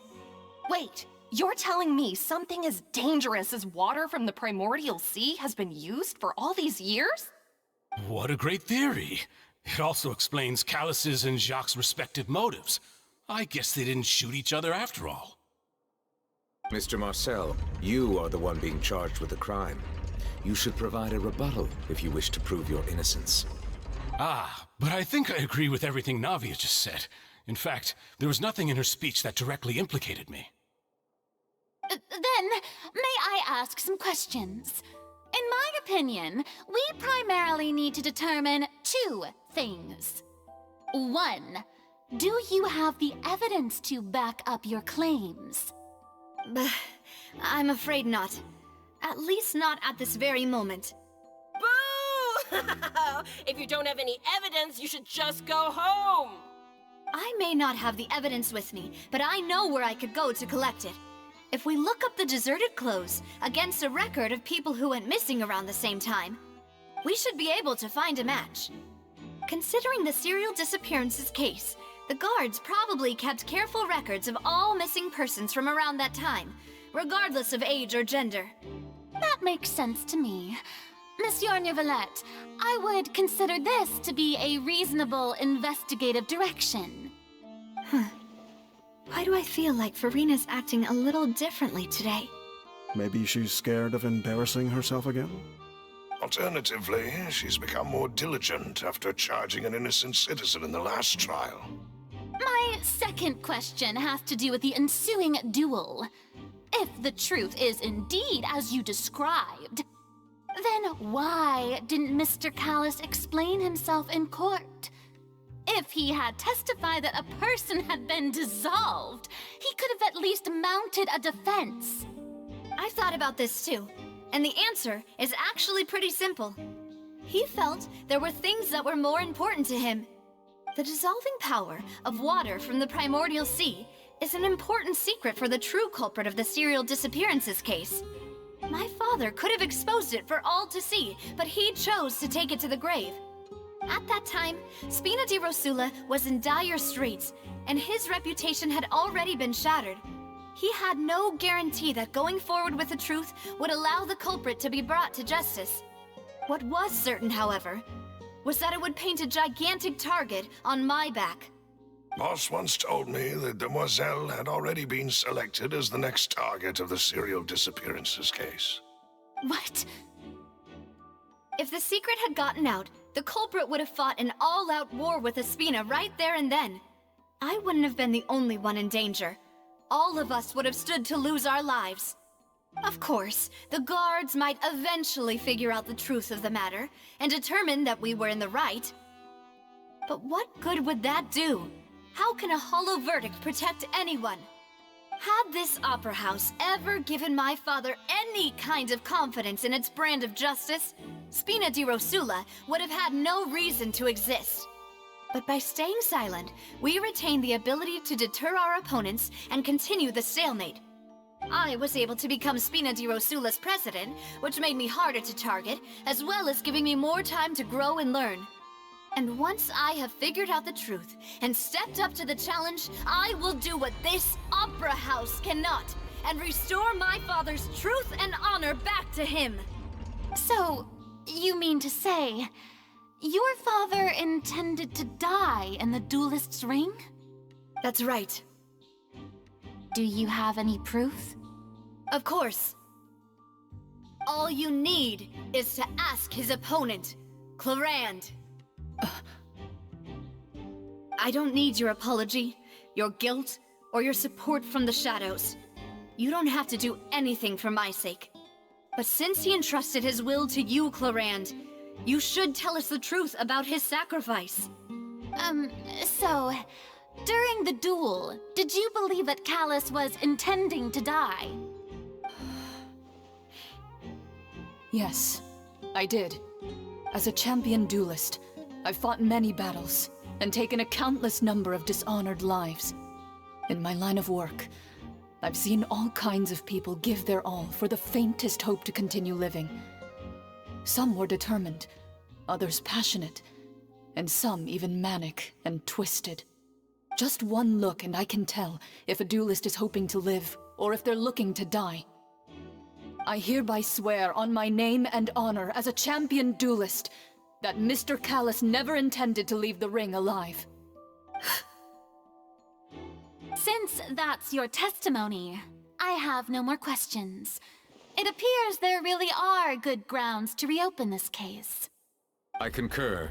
However, Miss Navia, you still have not explained the link between your father's case and the serial disappearances case. Right? What she said was fascinating, but kind of beside the point. Wait, weren't they just talking about the serial disappearances case? Of course, Your Honor. The two cases are connected via a matter of timing. In my father's case, the culprit intended to kill both Jacques and Callus. As a result, they planned to act after hearing 2 gunshots. And at the end of Linny's trial, the culprit also only dissolved the victim in front of everyone because they realized they were at risk of being identified. The culprit could only time their actions so precisely if they were already at the scene. Coincidentally, Marcel attended both the banquet and the trial. So that's why you suspected me. Even after hearing your reasoning, I still can't help but find it a little preposterous. I'm used to it, though. You've always been an impulsive and sentimental child, Navia. It's one of your most endearing traits. No need to appeal to pathos. I won't try to refute your points one by one, but even if everything you just said was true, can you prove that I was the only person present at both events? On top of that, does a person have to be physically present to control the timing? Can't someone remotely monitor the place?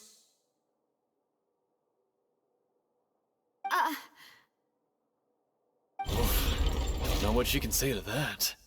I know that even with that, you might still think you can reduce the list of suspects with some further investigations, until I'm the only one left on the list. Alas, who won't feel at least a little hurt by an accusation of murder from a girl you see as your own daughter?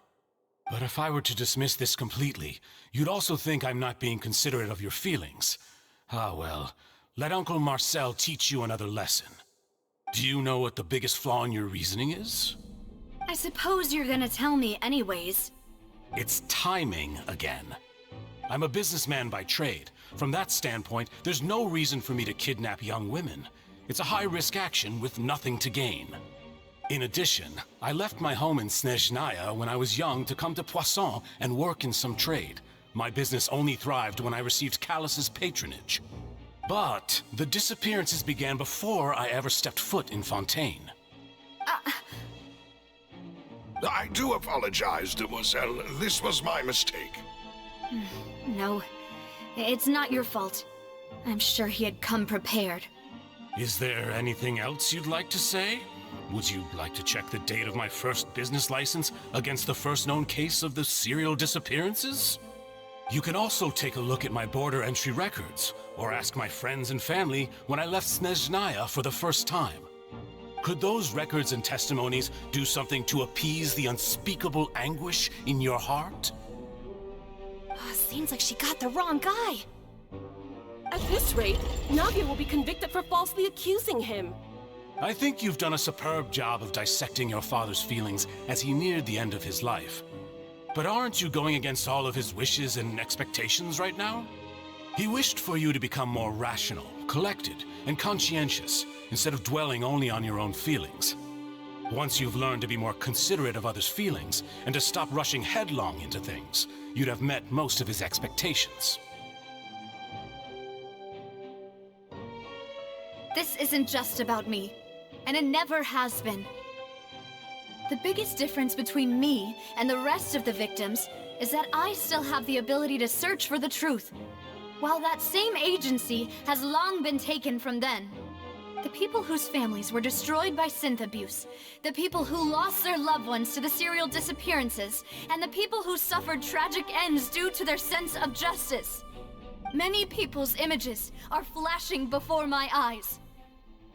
I'm sure some are coming to those of you in the audience as well. And whose image do you see, Marcel? Is it a man named Vacher? Oh, so you do know that name. I'm merely surprised you'd suddenly say the name of someone I've never even heard of. I was waiting for you to say that.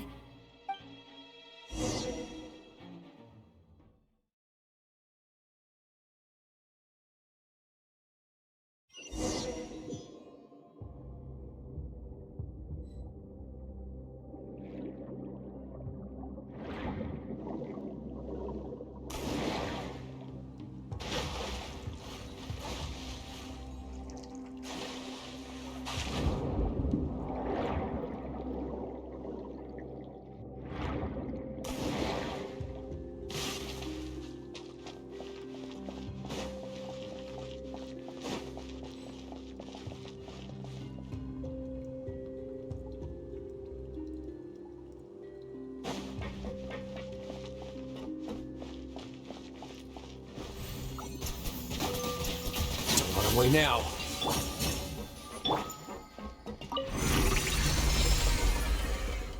Whoa! The floor is going up! Is it because of this mechanism in the middle? That guy really prepared a lot of stuff for this place.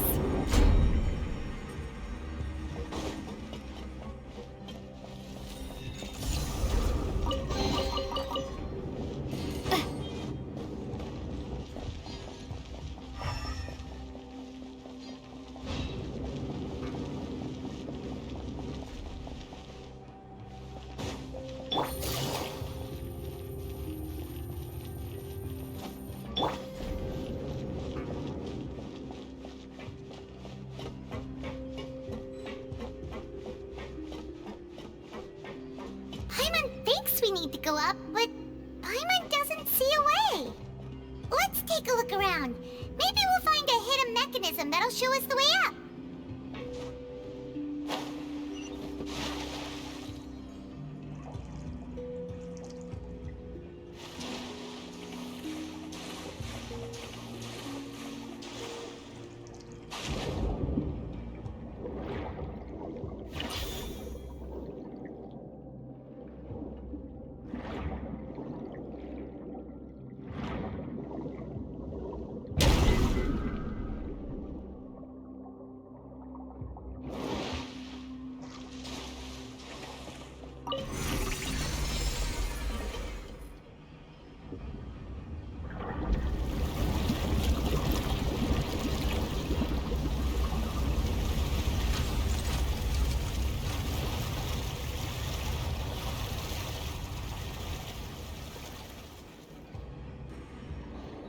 The water level is rising!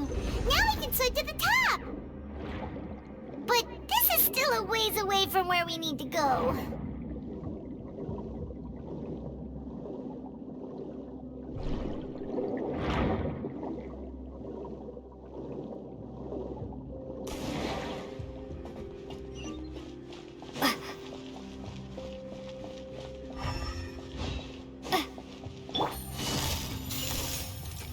Busted. Hey!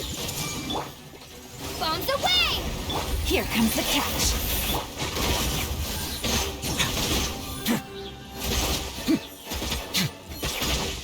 Stay cool and face your guilt.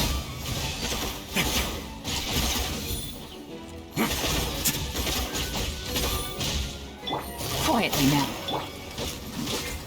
Water!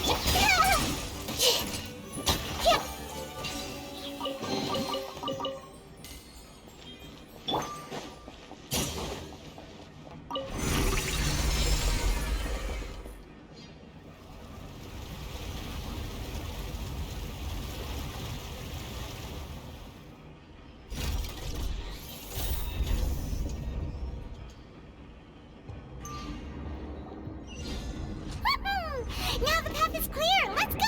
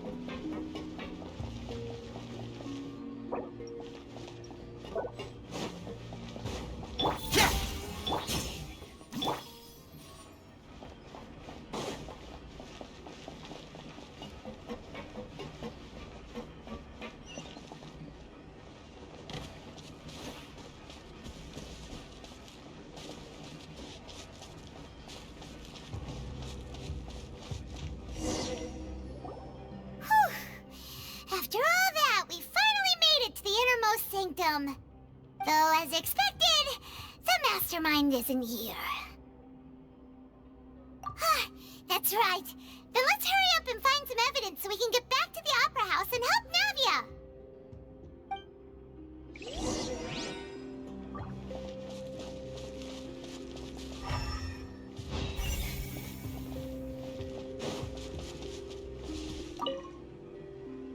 What's all this? Aw, it's a bunch of really cute things! Pink accessories, a hair tie, a necklace, even a makeup box! Oh, Paimon sees it too, but why are all these cute things labeled with different girls' names? Huh? You mean the girls from the serial disappearances?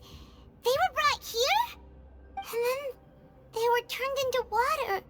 And all the boxes of things. These names. That means... Oh, this is terrible.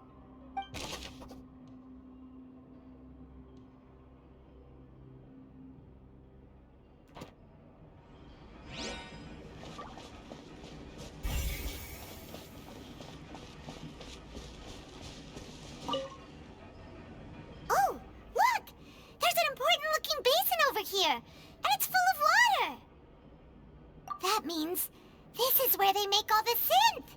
And that special water is the main ingredient. If you dilute it with normal water, you'll get synth. But the pure stuff can dissolve a human. Paimon will take notes on this incriminating evidence.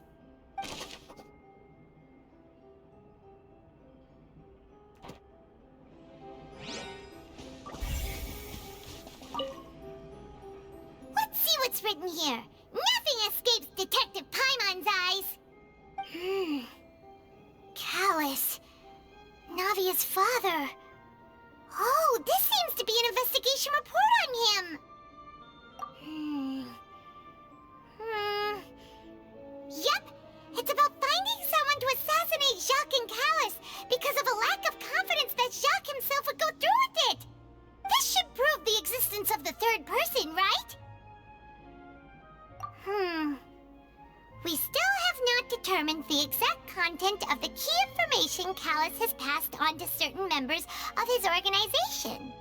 The old dog's a real menace to deal with. Even if he abides by the promise he's made to us, he will still have the upper hand. He can act whenever he wants to make our lives miserable. The only option left is to remove him from the picture entirely. I concur. Let's send someone to kill him. He won't declare war as long as we don't touch Navia. Oh, seems like we've got a bunch of correspondence between the higher-ups. They're all just so evil.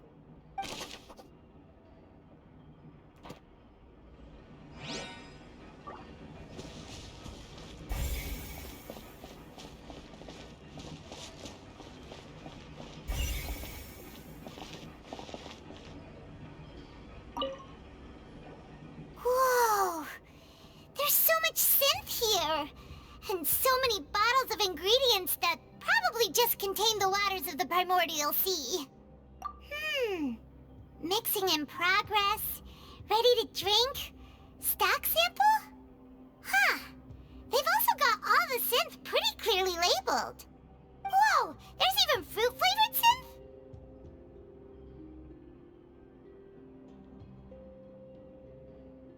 Yep, it's super obvious.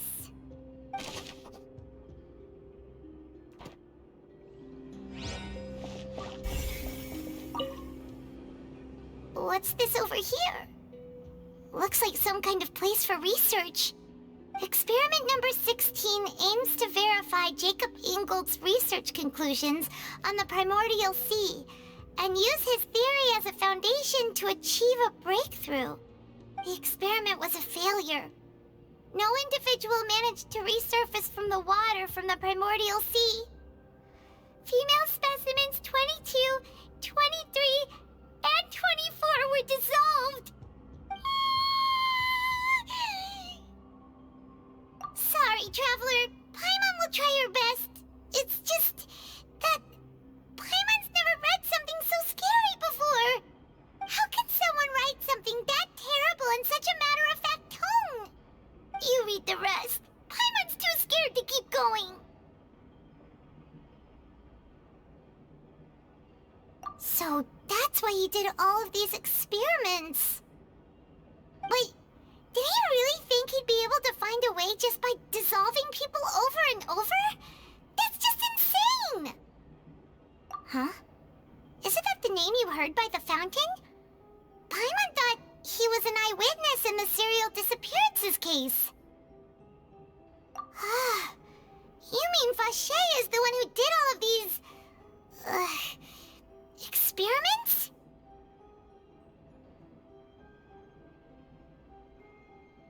So that's it! Vache was no victim, but personally took his lover and... No, that's not it either! If that's the case, why would he want people to resurface from the water? In any case, Paimon will write it all down.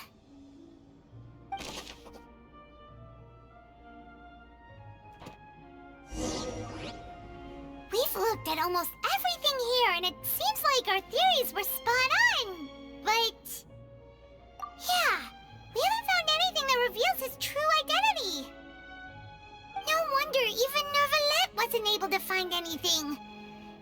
separatists probably destroyed everything to do with that name a long time ago. That way, even if we bring all this back to the opera, we won't be able to identify the true culprit. Sure thing. Paimon won't admit defeat to this guy either.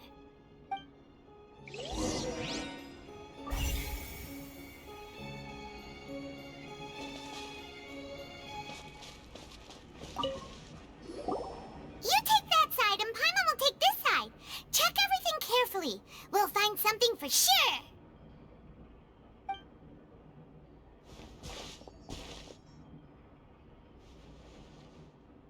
Ugh. Nothing at all. And Paimon can't even find snacks either. Whoa, really? What Paimon see? Vinier. Isn't that Vache's lover's name? Then you found her diary. Let's see. Aw.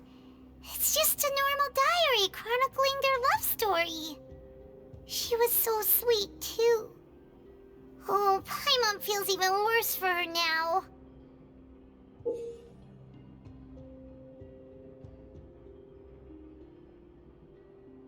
So many! A whole page's worth! But they're all crossed out. Was she unhappy with all of them? The final name she decided on was... Marcel. Wait, but Marcel's pretty old.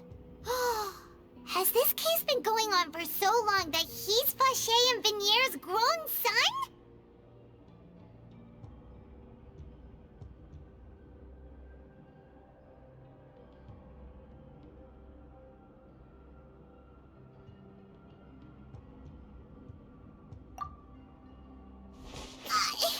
Hey!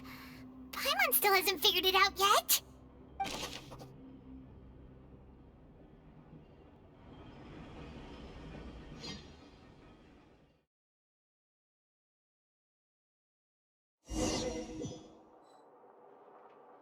And whose image do you see, Marcel? Is it a man named Vache? Oh, so you do know that name. I'm merely surprised you'd suddenly say the name of someone I've never even heard of. I was waiting for you to say that. Navia! We're back! As expected of my partner. I just knew you'd return in the nick of time. Just how often do you intend to flout the rules of this court? It's all right, Monsieur Neuvillette. Given their confidence, I expect they've found the crucial evidence.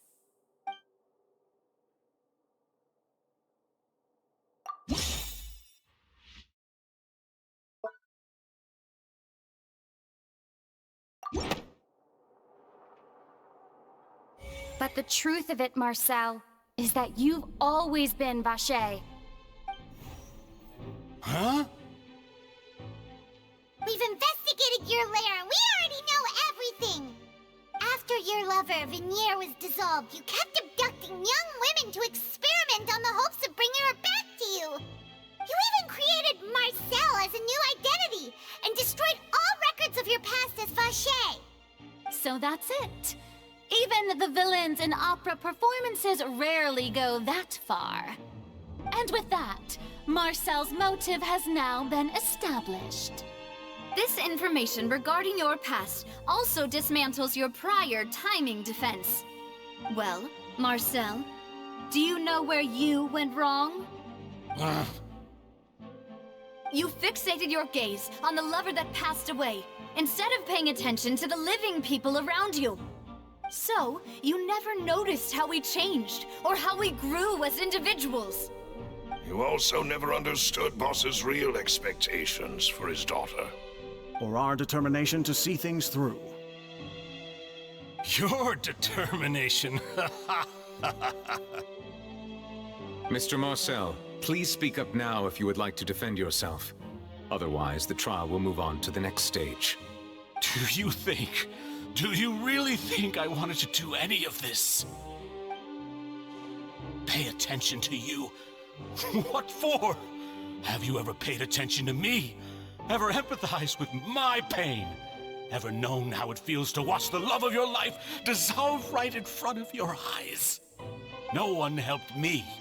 No one even believed me. All those decades ago, even the officers from the Maison Gardiennage were laughing at me. They said there's no way a human being can turn into water. So I must have gone mad from grief. Vignier's death was brushed away by all of you as if it didn't matter at all.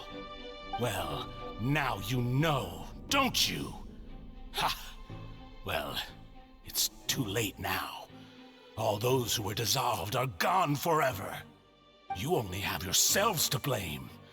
You set up this ornate opera house in pursuit of your so-called justice, your beloved drama, while turning a blind eye to the suffering of the people. Vignier is dead. We promised each other that we would always be together. Wherever she goes, I will follow.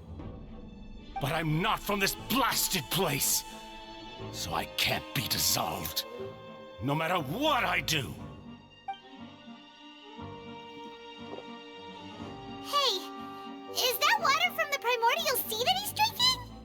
I can't dissolve! Can't dissolve! Can't dissolve! Do you all see? I can't go, I can't follow. So if I can't go where she is, what choice do I have but to try to bring her back? I did all of that, and in the end, that accursed Callus still got the better of me. I spent my entire life living on pins and needles, only to get stabbed by his idiot daughter at the very end. The suspect is exhibiting signs of mental distress. Guards, please restrain him. Don't touch me! Don't anybody come near me! I still need to save Vignier. I promise. We made a promise. Vignier. Vignier! Please, Vignier. Don't think badly of me. All I want to do is fulfill our promise.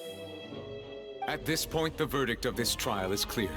With Mr. Marcel's conviction, the charges against Mr. Tartaglia no longer have any basis. Fine by me. I was in a bad mood, but after a show like that, I'm actually feeling pretty good. Traveler, please submit all the evidence you have collected to the guards, so that I might review and summarize the truth behind the serial disappearances case. The man now known as Marcel was originally named Vacher and worked as an adventurer with his partner and lover Vignier. During an underwater expedition, Vignier accidentally came into contact with water from the primordial sea and was dissolved in front of Vacher as a result. Vacher learned of the primordial water's existence through the work of others and began to kidnap young women for research, with the goal of discovering a method to restore Vignier back to life.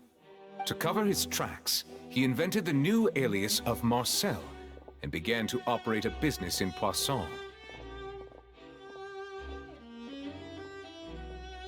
During the course of his research, Vacher discovered that a diluted concoction of water from the primordial sea can induce feelings of euphoria, and began to manufacture and market synth. However, as he accumulated wealth to fund his continued research and expanded the scope, he came into conflict with Spina di Rosula. After exchanging blows with Spina di Rosula for many years, Vacher decided to assassinate their president Callus at a banquet. Although the assassination did not go as Vacher expected, he was able to turn Callus into the murder suspect by dissolving the assassin he sent to the scene.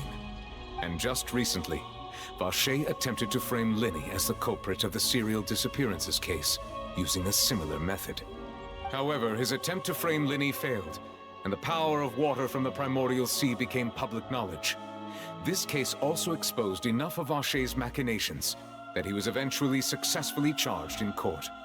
Thus concludes the enigmatic history of the serial disappearances case, with the truth revealed to all.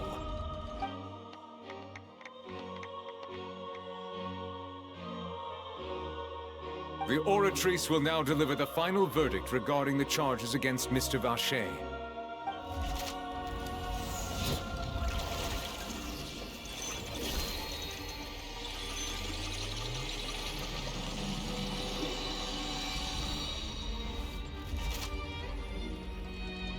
According to the judgment of the Oratrice Mécanique d'Analyse Cardinale, Mr. Vacher is guilty.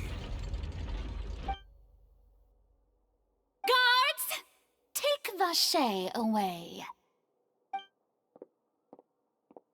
Good. It's what he deserves. With that, the serial disappearances case is over now. We really just witnessed history. Who would have thought the true culprit would be such a polite and well-spoken guy? Yippee! We helped Navia bring the bad guy to justice! He's hurt so many innocent people and now he's finally getting what he deserves! Huh? Are you okay? Demoiselle, you were absolutely brilliant. The day our late boss had always hoped for has finally come. You can rest easy now, knowing justice has been served. Yeah. It's finally over. It's all thanks to you guys. And my partner. See, Papa? Spina di Rosula's still doing well with me at the helm. Well now, hasn't this been a most delicious piece of drama? The villain has been caught, justice has been served, past wrongs have been righted, and it's a big ol' happy ending. Since it's been such a great show, I'll just let the false accusations against me slide. Either way, I've still got some business to attend to, so if you'll excuse me... Please wait just one moment, Mr. Tartaglia. Ugh, what now? None of this has anything to do with me. According to court protocol, since this trial was initiated due to a charge against you, a verdict must also be made regarding the initial charge before the trial can conclude. Oh, come on. Is this really necessary? Haven't you already caught the real criminal? Isn't it time for side characters like me to exit stage left? Please respect the laws of Fontaine. This has always been the rule. All right, but this sure is a lot of hassle. All I need to do is stand over there, right? Let's just get this over with. Through evidence presented in the public trial that was just held, it has been established that Mr. Tartaglia has no direct connection to the serial disappearances case. The guilty party has been identified, and thus it is logical to suppose Mr. Tartaglia is innocent of the charges. We now turn to the Oratrice Mécanique d'Analyse Cardinale to render the final verdict on the charges.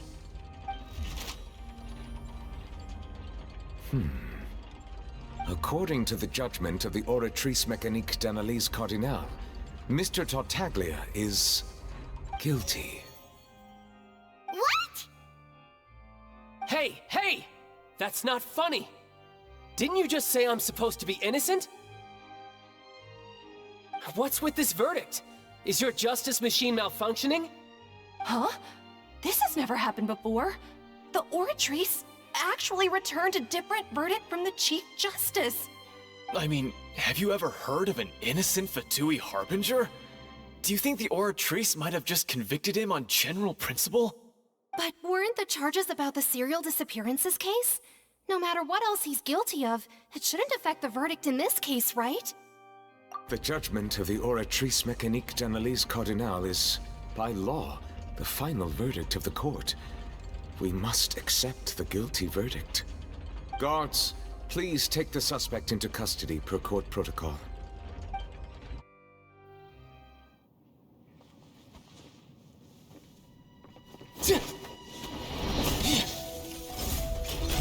So this is how justice is done in Fontaine.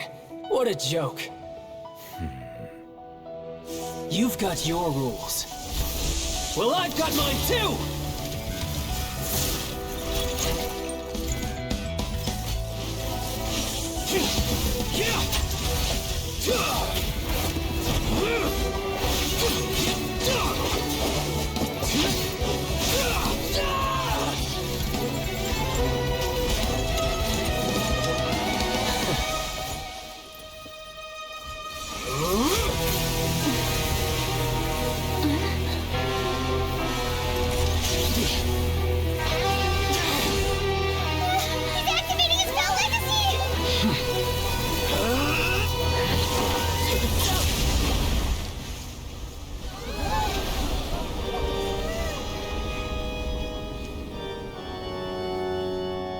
I am sorry.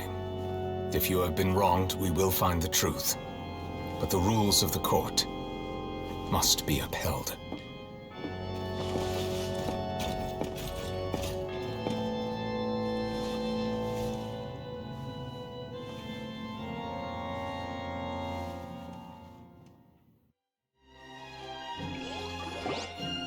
Hey, Monsieur Novelette, what's going on?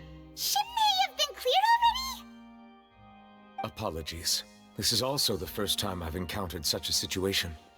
However, according to the rules established at the conception of Fontaine's court system, the Oratrice's judgment is the final verdict of the court. All I do is follow court procedure. As for why the Oratrice arrived at the conclusion it did, you should probably ask someone more knowledgeable than me. Why are you looking at me? I had nothing to do with it! I don't know what happened there either! Hey, stop staring at me! What does Lady Verena mean by that?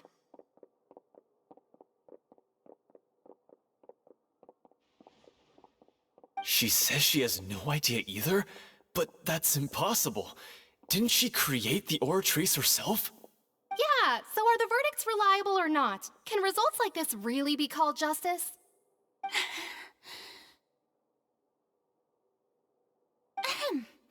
My dearest citizens, did you really think we'd allow an incorrect verdict to be handed out in this court?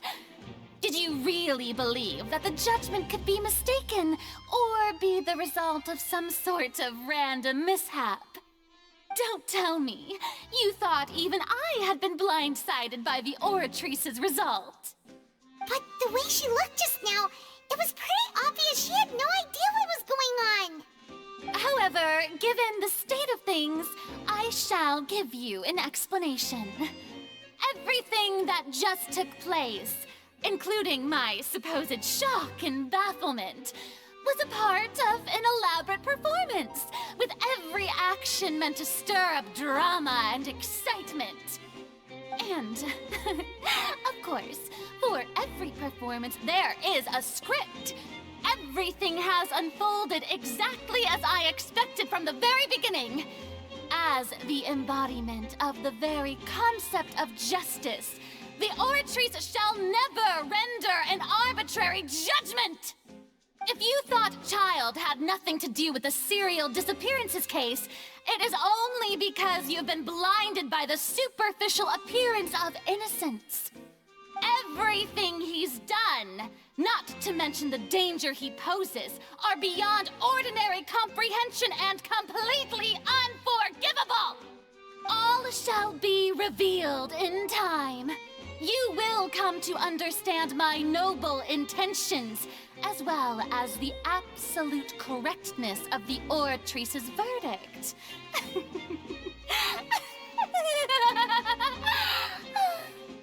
Now, having said that, although I hate to leave things hanging in suspense, it is now time for this performance to end. As the lead actress, I shall be the first to take my leave. Toodaloo! So she chose to make her escape after all, did she? So you're saying we shouldn't put much stock into what she just said? She probably just put on that performance to save face. As for the truth, it's unlikely that she actually has any idea. However, please be assured that I will continue to investigate this case in a personal capacity. Just as I promised, if the judgment has been incorrect, we will do our utmost to clear his name. All right. Even though we feel pretty badly for him, we'll take your word for it for now. After all, he's done plenty of bad stuff, so he should have known he'd go to prison someday, right? Oh, Monsieur Neuvillette! That power you showed when you took him down. Who are you really? I'm the Chief Justice of Fontaine, of course. If officers of the law lack the strength and capability to enforce it, then it makes a mockery of justice.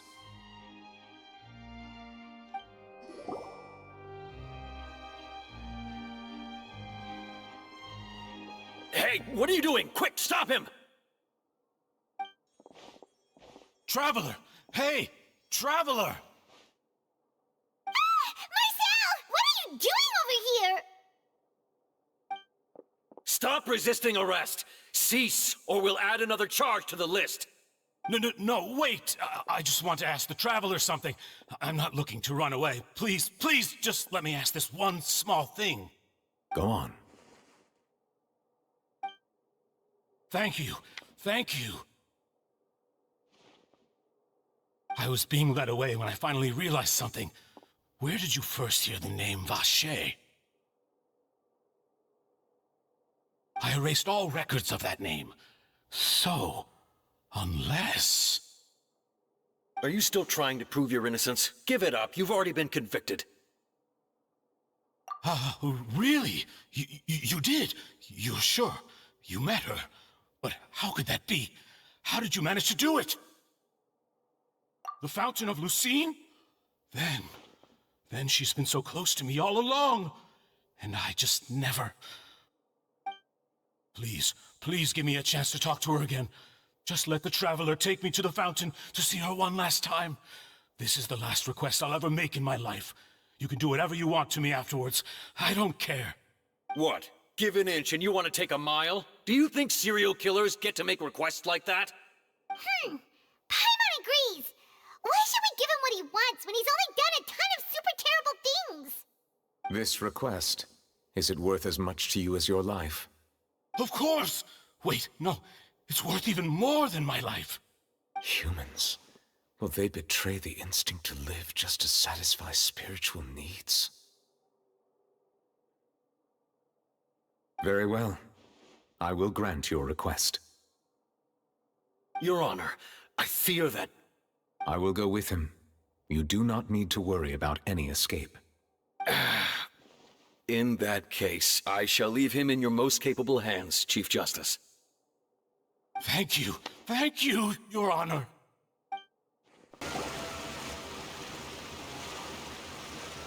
Is this the place? You said she's here, but what do I need to do to see her? Yeah, and even Paimon could hear her after drinking that thing. Didn't you just drink a lot of it on the stage as well? Oh, in that case...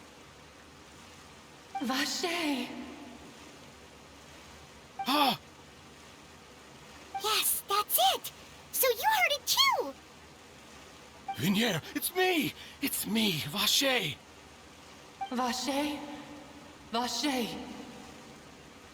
I'm here! Where are you, Vignier? I'm coming for you. I'm finally here for you. Hey, wait! Be careful! Hey, wait! Vignier, is that you? It's me, Vacher! Vignier! Vacher? Why did you come? Didn't I say? You don't need to look for me. You look a lot older than I remember. How long has it been? It's been more than 20 years. I've suffered for over 20 years since the day you left. All this time, only the thought of bringing you back has kept me alive. Nothing else mattered to me. I must be dreaming. Who would have thought I'd get the chance to tell you all of my feelings like this? Vignier, you are my everything. I really don't know how I could live without you. But Vacher, if you ask me, this world would be better off without you. What are you saying? If not for you, I would have finished my law degree and probably become a top-tier attorney one day. If not for you, I would have continued to pursue my love of the arts, and my works would have been displayed in the Palais Mermonia itself. If not for you, I would at least have been able to take care of my mother. And she would not have grown old and died alone. with nothing but the tears on her cheeks. It's all because of your selfishness, Vache. It's all because of you. You... Wait, you are not Venier. Who are you? You're right. I am not Venier. I am the sacrifices. Every woman who died by your hand, as our bodies dissolved, our consciousnesses flowed back to the primordial sea. Our thoughts circulated endlessly within the primordial sea, and we were no longer individuals, but we became one, just as streams of water come together in the sea. I'm Cressy. I'm Lemony. I'm Azine. The only one I am not is Venier. Why? But then, where is Venier? She doesn't want to see you anymore. Every tendril of her consciousness is avoiding you. This is what you get for your selfishness. Your selfishness robbed us of our lives and our futures. You said time and time again that you'd do any and everything for her. But did you ever consider whether she'd want to see you do the things that you did? If she would despise you for what you became?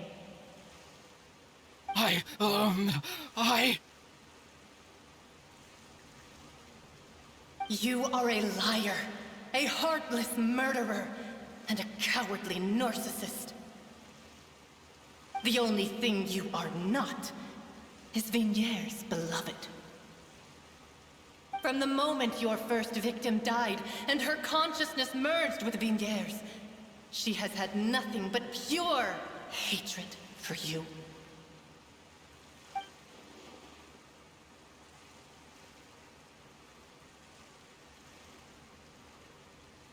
No! Venier! She can't hate me. Let me see her, please. Have mercy. You still don't understand. When I said don't look for me, that came from the real Venier. She really doesn't want to see you anymore.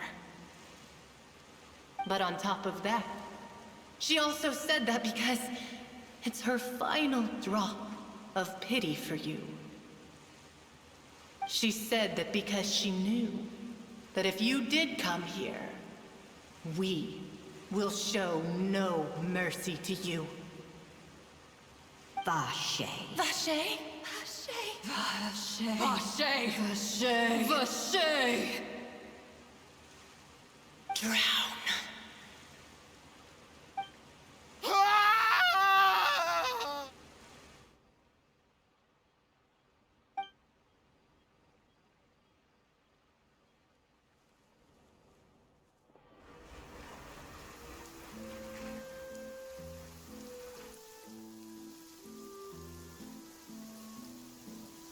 Finally, we have some time to do shopping. Gosh, it's really been a long time since we've been able to relax.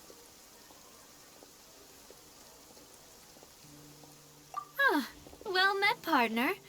I knew something great was going to happen when I woke up in such a good mood today. Even this weather can't put a damper on the demoiselle's mood. It's a pleasure to see you both again. Oh, hey, Navia! It's been a few days. Paimon's already started to miss you. Oh, now that I believe. I'm easy to work with and always bring home the bacon. Who wouldn't treasure having a partner like me? Sounds like you're really enjoying life these days, Navia. What have you been busy with since the trial? It's just been one thing after the other. I've been making non-stop trips between Poisson and the courts in Sen. Everyone from Spina di Rosula organized a memorial for my father. We never held a memorial when he first died, since everyone knew that even if we held one back then, no one was going to come. This time, though, everyone in Poisson, and even many people from the court, all attended. So his name's definitely been cleared now. That's what we like to hear. It's been the dearest wish of Demoiselle all along. That blasted stubborn fool. I was right to put my faith in him. I'm so glad I didn't give up on the case all those years ago. Oh, by the way, I ran into Charlotte just after I left the memorial service. Well, maybe it'd be more accurate to say I knew she would be there, and there was no way she'd just let me go. Huh? So you know Charlotte too? The Charlotte? Journalist from the Steambird? Yeah, way back when I first became the president of the Spina di Rosula, she was all over me. Wouldn't take no for an answer. I believe the story was called The True Heart of Darkness, Secret Tales of the Yellow Rose. To be fair, though, it was a really flattering feature. So, we've been on pretty good terms ever since. She was trying to lean on our friendship to get me to do an exclusive piece on the serial disappearances case. Oh yeah, she told us about that. She's always been super interested in that case, so now her wish has finally come true too. Anyway, I told her to make sure that when she writes about you guys entering the opera house with the critical evidence, that you both sound really cool. Now that's another thing to look forward to. We trust Charlotte's skills with a pen for sure. Oh, and in other news, I also took Clarand out for a meal. Oh, are you two on better terms now? While you were investigating Vache's headquarters, Clarand gave testimony on my father's behalf. It was thanks to her that we were able to turn the tide. I wanted to thank her. I mean, there's also no point in being awkward all the time, so we took the chance to reconcile with each other. Oh, that's great. Paimon also thought Clarand wasn't actually a bad person.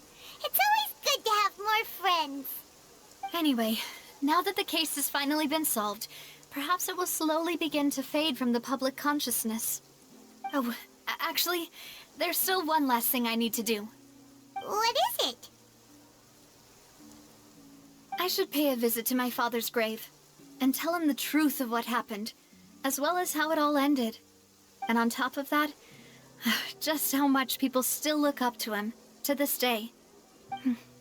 That includes me, too. Miss Navia. Indeed. We want to go too! We also think Callus is a really admirable person. Sure thing. I'd like you two to share the moment with me. After all, without you, there might not have been such a positive ending. And in that case, everyone, let's be off. Considering the recent weather, we'll be lucky if we can reach Poisson before dark. Yeah, you're right. It's been raining non-stop for a few days now.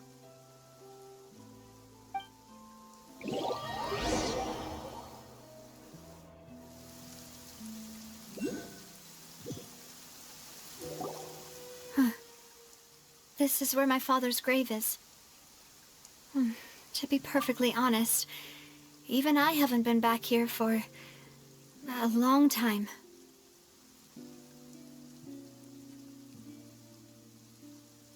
Huh? There's someone there already. Wait, that figure. It can't be. Isn't that Nervalette? Why would the Chief Justice be here? Huh? Navia?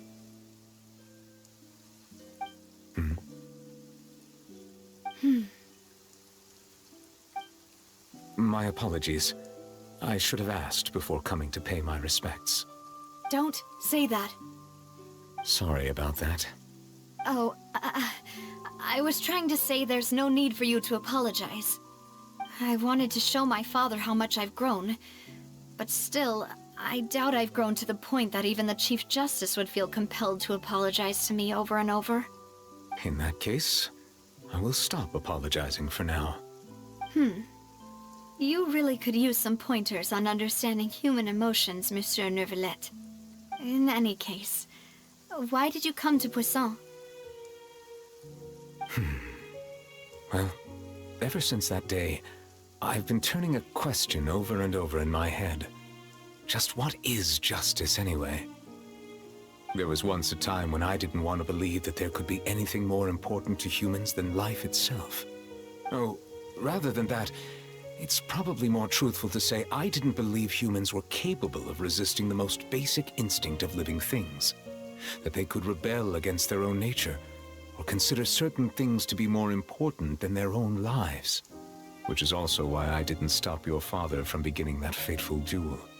I believed that a truly innocent man would never throw away his life like that. That there was nothing, should have been nothing more important than one's own continued survival. But Mr. Callus proved me utterly and decisively wrong.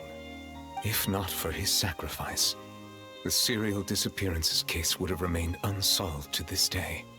Mr. Callus made the choice he did for his daughter, for his associates, and for many people completely unrelated to him. And in the end, from a certain perspective, one could say that he did it all for the sake of justice. A justice that's higher than life itself. So, you asked me why I came here. I just wanted to say my apologies to Mr. Callus in person. I should have noticed all of this much sooner. This regret has filled me with a sadness that has haunted me for days. That high and mighty chair in the opera Epiclese indeed insulates one from many important things. Spina di Rosula, thank you so much for your hard work and perseverance. I'm sorry for being mad at you before. So, you're actually one of those types that's cold on the outside, but pretty thoughtful on the inside, huh? That reminds me of Silver, one of my guys. Sorry about that. Self-expression is not one of my strong suits. Didn't I just say you don't need to apologize? Ah, so Navia and Neuvillette seem to have made their peace as well. Let's not disturb them for now. We can wait till after they're done.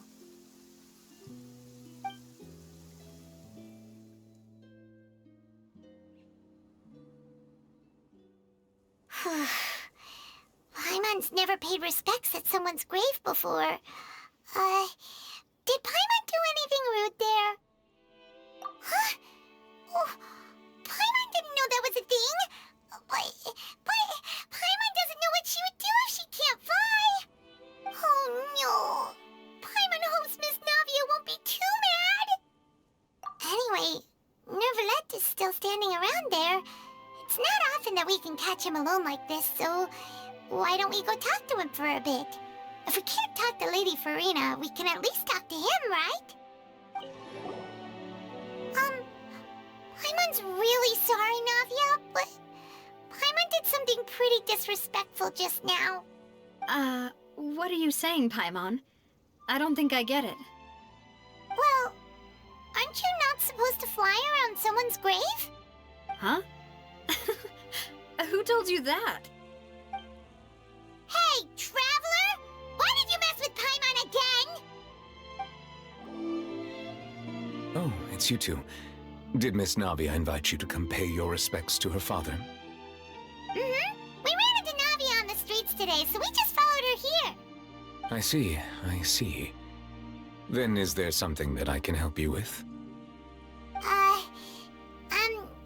Well, it's pretty hard to run into you like this since you're usually super busy. So we figured we could try to ask you a few questions, if that's okay. Please feel free. Though outsiders, you helped us solve one of the greatest mysteries in Fontaine, and it would be my pleasure to return the favor.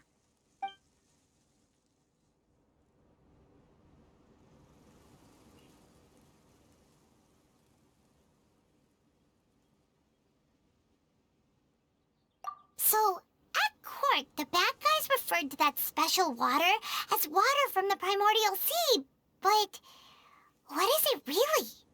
Truthfully, that name is already quite accurate.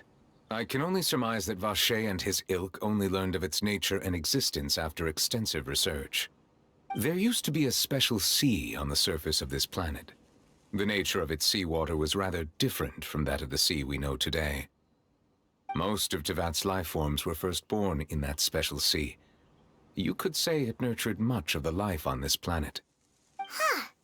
So it really was where everything began. It makes sense to call it primordial then. But today, the primordial sea no longer exists on the planet's surface. What Vache discovered must have been some kind of special case, or a remnant from a truly ancient age. Huh. So that's how it is. Oh, you really know everything, Monsieur Neuvillette. But if that's the case, then why would people, at least people from Fontaine, dissolve in that kind of water? Indeed. Why would the primordial sea, which was known to engender and nurture life, suddenly reverse itself and devour life instead? To be frank, that also doesn't match my understanding of this world and its laws. There must still be some unknown secrets around the people of this land. Is there anything else you'd like to ask me about?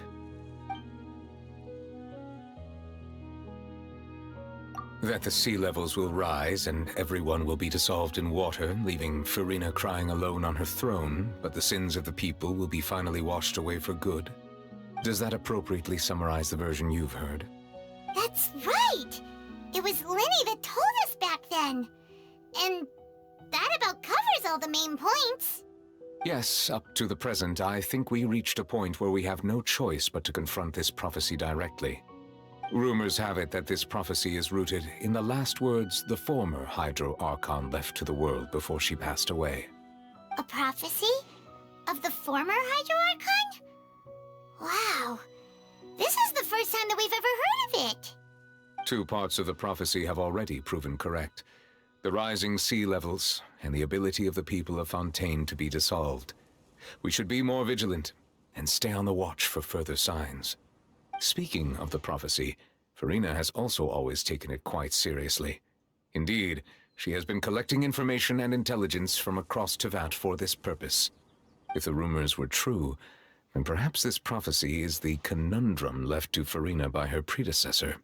But with Furina being the way she is, can we really trust her to solve it? Is there anything else you'd like to ask me about? My apologies. My investigation has still not reached its conclusion. However, I still believe the judgment of the Oratrice was not rendered arbitrarily. But you also said you thought he was innocent. For many years, I have been quite aware that the Oratrice does not simply mechanically repeat the verdict that I give on each case. As a divinely created mechanism, the people's unified faith in the concept of justice is integrated into it. Not only can it produce the incredible power of indemnitium, but it likely also possesses other traits, such as self-awareness. Which is all to say, I have been prepared for a situation like this for a long time. Huh. So when Linny told us that he heard a human voice from the room where the Oratrice's core is stored... I was not aware such a thing had occurred. Perhaps that could serve to prove my conjecture. I will add that to the list of items to investigate. In any case, I am inclined to believe that the Oratrice does have a methodology all its own. We just do not have enough information. Based on Furina's reaction, I doubt even she had any idea what was going on. She managed to bluff her way through it, though, with her time-tested twin tricks of bravado and drama. While we do intend to get to the bottom of this, for now, we regret to say that the Fatui Harbinger will just have to bide his time in the fortress of Meripede. If we did incorrectly convict him of crimes he did not commit, we will most certainly compensate him to the fullest extent allowed by the law. If you ask Paimon, the only compensation he'll want is a no-holds-barred fight with you. Is there anything else you'd like to ask me about? Your sibling, another blonde-haired traveler. I'm sorry, but I've never seen anyone who matches that description. If he ever stepped foot in Fontaine, I'm sure he followed our laws to the letter and had no reason to appear on the stage of the opera Epicles. Is there anything else you'd like to ask me about? Very well. It was my honor to provide you with what answers I could. I very much enjoyed conversing with you. It will soon be time for me to leave this blissful tranquility behind and return to Palais Memornia. You really super busy, Monsieur Neuvillette. Paimon thought you only came here to pay your respects today because you had the day off. Crime and villainy do not have the day off, and so justice must work around the clock as well. This is merely the nature of a justice's work. All right. You've got a point. Huh? Paimon just noticed that the rain has stopped.